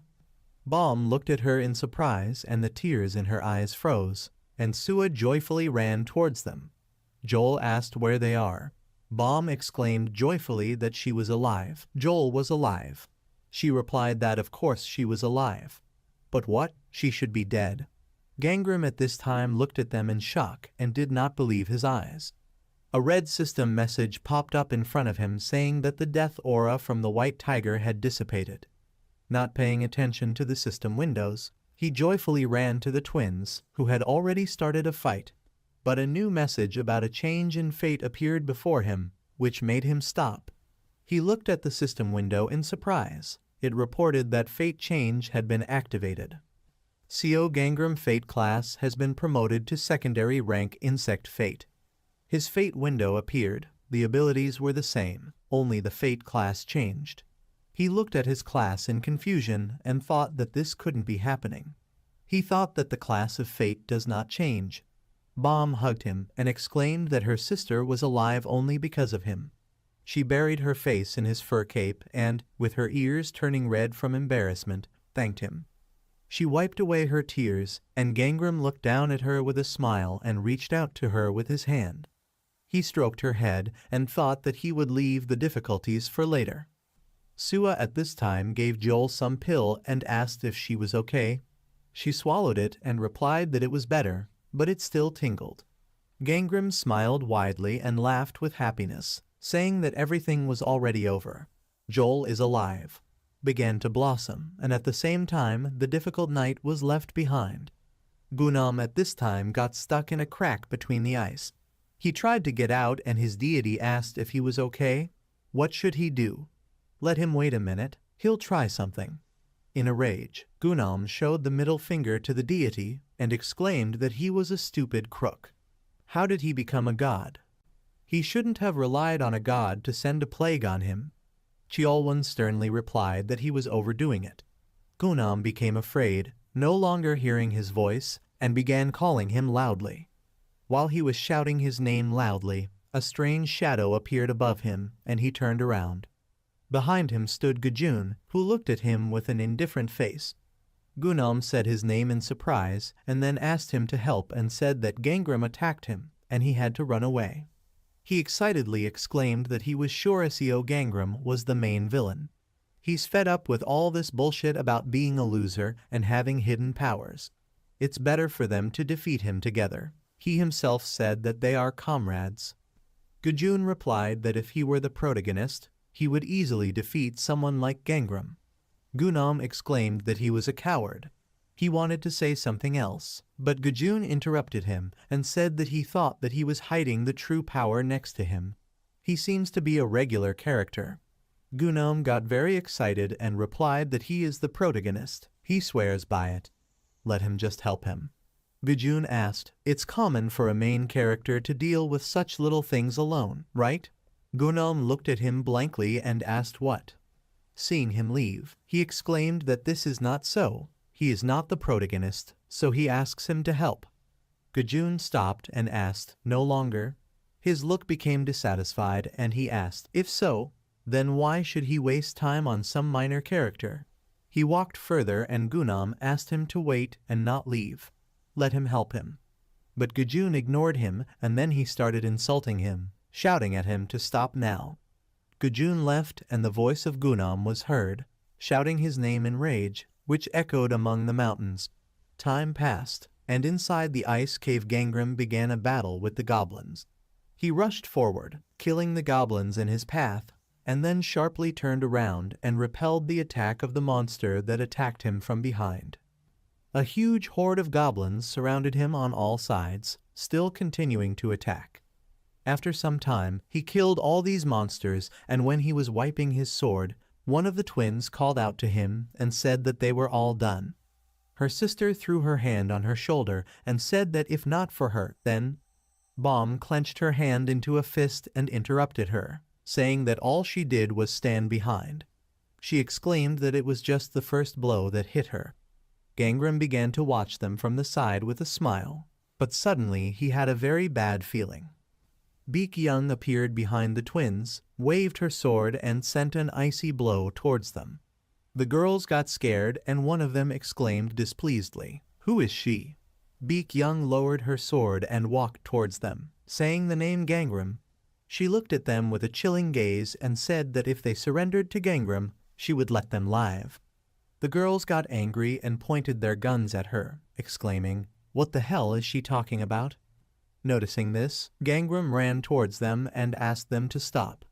Beak Young raised her sword for another attack, and he continued to call out to the twins, but they did not pay attention to him. He asked them to stop, and at the same moment, the recently killed goblins began to grab him with their hands. One of them grabbed his head and covered his mouth with his hands, not allowing him to say anything again. He began to chop their hands with a sword to free himself, but it was too late. Beak Young dealt fatal blows to the girls. Their corpses lay in a deep pool of blood, and their empty eyes looked straight at him. They asked why he came into their lives. Why didn't he save them? They repeated these questions several times, and Gangram looked at them in horror while the goblins covered his mouth. Another voice behind him said that she shouldn't have taken him into the Flying Tiger sect. He began to slowly drown in a sea of blood, and the goblins let him go when Sua told him not to forget. They plunged headlong into the blood, and she hugged him from behind, saying that it was he who killed them. Immediately after Gangram woke up from his nightmare, he opened the water tap and washed himself. Standing in front of the mirror, he told himself that it was just a dream. Such a future will not happen. He won't let it happen again. He felt scared again and wondered, was this a warning? He remembered how, when exiting the third gate, a system alert popped up saying that Yoon Bom and Yoon Joel believed that he was the savior. Their destinies are intertwined. While the water noisily filled the sink, he thought about what to do next. He decided that he needed to distance himself from them. After that, the twins came to his room and asked if he was offended. He replied that it was not so. He was just a little busy. Bom said Sua is coming too. Gangram thought that they had become friends with Sua, so he shouldn't worry. He smiled and said that's great, she's a good person. The girls got worried and Joel asked him to come too, and he began to close the door and replied that next time he would come. He closed the door in front of the twins, and there was silence in the corridor. Joel looked at his door and asked if it seemed to her, or if Gangram was trying to stay away from them. Bom replied that he must have a reason. They went down from the second floor to the lobby and showed Sua a cross with their hands, talking about Gangram's refusal. After that, they collected the necessary equipment and together approached the fourth gate. Sua activated them and said that there was nothing to be done. They would go to the fourth room themselves. They entered the fourth training area called the Forest of Swords and found themselves in a light forest. Clearing conditions, they need to hunt monsters and collect spirit pearls in a knife maze. Spirit pearls collected at the moment are 0 out of 1,000. Bom happily said that now they are in the forest. Joel took more air into her lungs and said that the air is so fresh here. Sua put the sword on the hilt of the sword and told them to be careful. Something was going on there. The twins readied their weapons and Bom exclaimed, "Monster, where is it?" A stream of wind with sharp leaves passed next to Sua, and she, defending herself from the blow, said that it was not a monster. She thinks that the forest itself is a danger in this room. The landscape in the forest has been changed. When they reach the edge of the forest, they will come out from the opposite side. On one of the trees, sharp blades that were disguised as a branch glinted in the sunlight. Sua and the twins went further, and Bom, looking at the clearing conditions, said that 1,000 pearls were needed. It would take a long time. Sua replied that first they need to look. Bom told her sister to keep up, and she waved her hand and replied that she was not her child. Bom said that Gangram told them to stick together. Joel said it would be nice if he went with them. Her sister agreed, and Sua looked at them and thought that she was sure he was kind to them. She remembered the conversation at the cafeteria and how he scolded her, and thought that he was not shy in his expressions, but inside he was very kind. Joel at that time noticed something to the side and left the path, and her sister asked where she was going. She replied that there was something there. Hearing this, Sua broke away from her thoughts and turned towards her voice. She ran after Joel and worriedly asked her to stop. Joel glanced at her and then suddenly stopped and looked down, a little surprised. After that, blood spilled. Gangram at this time was sitting in his room and smilingly poking his finger at the toothy egg. It opened its mouth wide, showing sharp teeth, and Gangram said that it was much nastier than he thought. This is an unknown egg, the class of which will be determined after hatching. It will hatch after some time. The appearance changes depending on feeding. It is still not clear what is inside. Gangram thought that he received an unknown egg as a reward for killing the Yeti Type 11 monster. How he feeds it determines what hatches. He tied the ferocious egg's mouth with a bandage and thought that it already knew what it wanted to grow. He shouldn't be fed everything. But he cannot say that he is afraid of making mistakes. But that is not all. When he went down into the cave where the Yeti fell, he finished off the last one with a sword. Immediately after this, he used the ability to steal fate and absorbed the ability of combat instincts and the water attribute. He opened his window of fate. Now he had the fire attribute. He decided to change his attribute to water, and the system reported that CO Gangram's attribute was changed to water. Streams of two elements swirled around him, and the system reported that water extinguishes fire was unlocked. Reduced characteristics returned to normal. He smiled slightly as he looked at his changed attribute in the fate window. Thinking back on this, he thought that he could not buy a normal weapon because he was forced to take food with resistance to water. But now he knows that he can steal attributes. He will take up a new weapon in the next demon realm. There he will need the fire attribute, so he will have to change it again. Time passed. He passed through the portal in the fourth gate, and the system reported that he had entered the Forest of Swords room. Immediately the voices of the gods were heard, and one of them said that the Hall of Ice was rather boring. Maybe this room will surprise them. The other god answered him that most likely not. They are still noobs. God said it's fun to watch newcomers grow. Gangram thought, he just walked in and already this? How worthless are they for saying that? He called up the system window and said to turn off communication.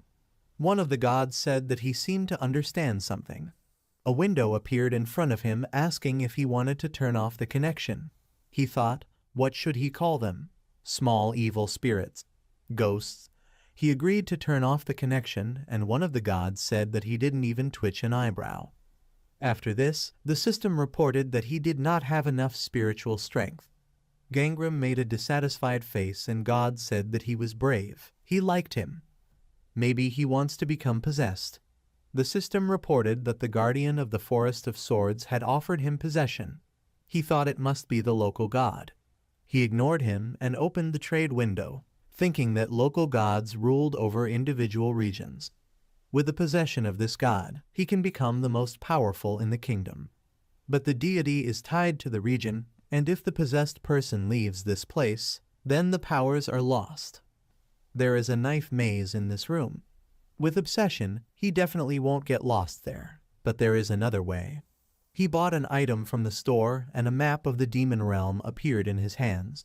He opened the map and said that this was enough to get his bearings.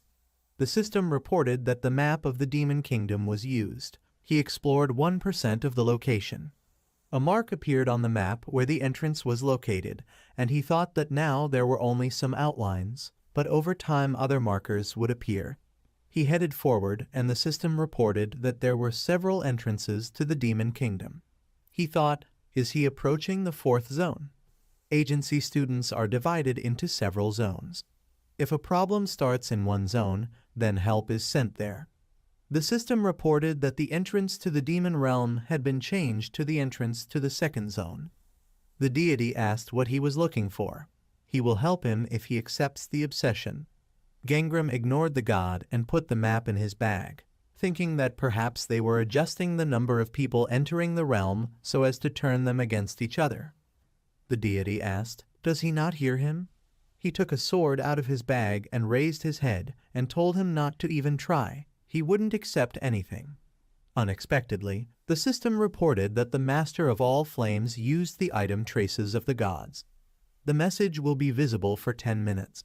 He was surprised, and a gold-decorated system window appeared in front of him with a message that the Master of All Flames advised him to accept it. Will he accept possession? The Master of All Flame was a man with 2 pairs of arms and fiery hair. The system reported that the Master of all Flames says that other gods are nothing before him.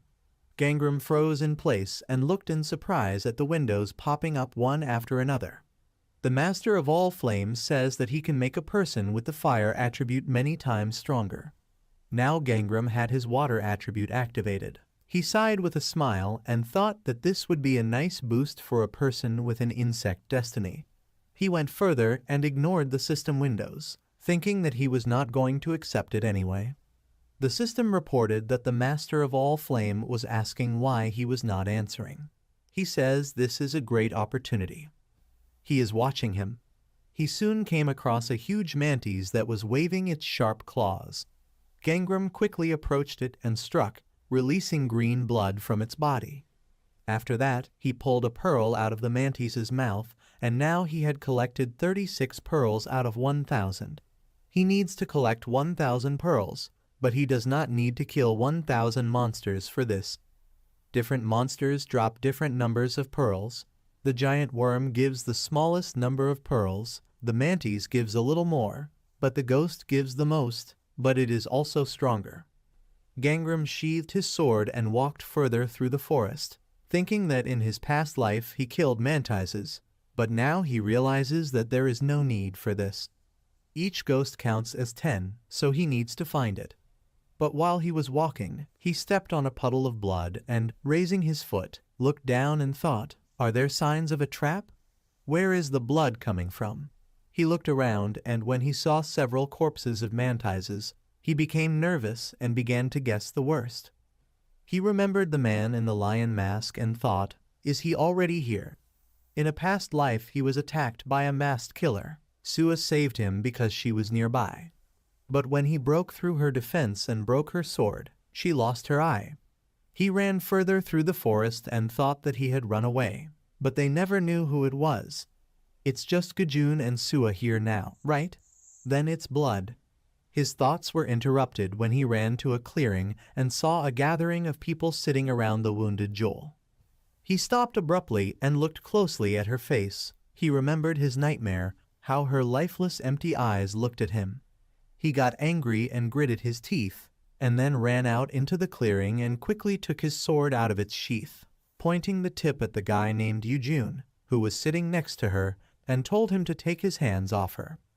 The second team, meanwhile, called a meeting again. Gongju asked, "Did the missing disciple return from the ice hall?" One of the inspectors replied that Chingunam had not been seen since then. Gongju said that he is dead then. Anavi remained silent, and the other inspector said that he expected more, since he was the first to complete the Hall of Hellfire. Anavi raised her hand and asked if she should go on a search. Gongju replied that it was not worth it. They cannot interfere when it comes to the demon realm. Everyone signed an agreement in case of death. Anavi frowned and pursed her lips as she thought about it. Gongju said that about the next room, in another zone, someone has already cleared it. He raised his voice and said displeasedly that this man was from the first zone. They should be the first to clear the rooms. They cannot yield to anyone in the first zone. Soon the meeting ended and the inspectors left, but Anavi and Sungti remained. She upsetly began to collect documents, and he put his hand on her shoulder, asking how she was going to continue working if she was so worried about one death. She knew there would be casualties. She replied that she had something else. He became interested and asked, "So what?" She replied that when she finished sorting the files, she looked at the data from other zones. From the file on one of the students, she learned that in the past he was a serial killer. Thinking about this, she became very worried and told Sungti that they have a serial killer among their students. Gangram at this time still continued to threaten Eugene with his weapon, ordering him to move away from her. The other awakened ones took out their weapons upon seeing this, and Eugene humbly raised his hands and asked him to calm down, let him explain. Looking at him, Gangram activated his fate detection ability. He saw his name and his class, tertiary rank human destiny, fire attribute. Eugene showed him the bottle and said that they were trying to cure her. It was an antidote from the store. Gangram turned his gaze to the rest of the awakened ones. Among them was a person with a secondary rank human destiny, a guy with a tertiary rank ghostly destiny, and another with a tertiary rank human destiny. Eugene asked him to lower his weapon, and they looked at him nervously. Gangram looked at Joel to assess her condition. She was lying on the ground and breathing heavily. In her window of fate, he saw that she was poisoned. She had a fever and paralysis. He thought he was right. She needed an antidote. He looked at them suspiciously and asked why he should trust them.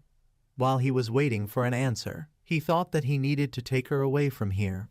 Sua, Baum, and another person approached them from the forest. Seeing Gangram, Sua sped up and called out to him, and he immediately turned around. Baum was very happy to see him, and Sua waved her hand and told him that they were not their enemies. Gangram, still pointing his sword at them, asked who they were then. The muscular girl named Ju Hyeryong who came with Sua raised her hand and said that she would explain. She fell into the trap that they set for the monsters. They didn't know that people from other zones would be here. They are very sorry. Gangram saw her window of fate and recognized her name as well as her class. She has a secondary rank Ghost Fate, Gold attribute. Divine name, Guardian of the Ju family. She said that they took her for treatment, and she also disarmed all the traps on the territory. Gangram lowered his sword and also saw her ability called Primary Rank Human Fate Trapper. The larger the class, the more traps she can set.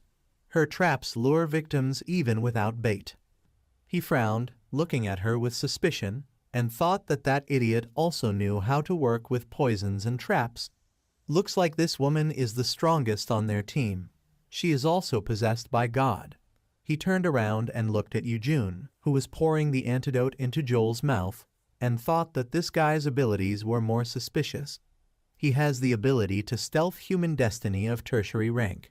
He can stop breathing to temporarily become invisible. The invisibility will disappear when he starts breathing. Gangram sheathed his sword when he decided it was too weak to do any harm to Sua. He did not interfere with them anymore and thought that he needed to be more attentive to all of them. After taking the antidote, Joel woke up, and Eugene breathed a sigh of relief. Gangram asked, "Is the treatment over?" Eugene confirmed his words, and he, sitting down next to her and helping her up, said that then he would take her. He put her on his back, and Sua and Baum said goodbye to the team. While he was carrying Joel, she apologized to him, and he told her not to worry, thinking that even if there are no murderers among them, it is dangerous to go with people from the 4th zone. Soon night came. They set up a small camp with tents and Sua began to light a fire. She looked up at Gangram, who had brought brushwood, and said with a smile that it was getting dark here quickly. After that, she sat down next to the tent and Baum hugged her hand and nervously said that she had never slept in the wild. Joel hugged her from behind and said with a smile that she was a coward. Baum asked, "Isn't she scared? There are so many monsters around." She thought about it and didn't answer, and Baum asked, "Isn't she scared?" Gangram sat down opposite them and threw a small purple ball into the fire. Upon contact with fire, the ball instantly caught fire and began to emit smoke. Sua asked, "What is this?" He replied that it was to scare away monsters. He bought it at the store. Joel opened the store and said that he knows so much. She found this item in the store and her sister told Gangram with a smile that it was so strong and smart. With a joyful and confident look,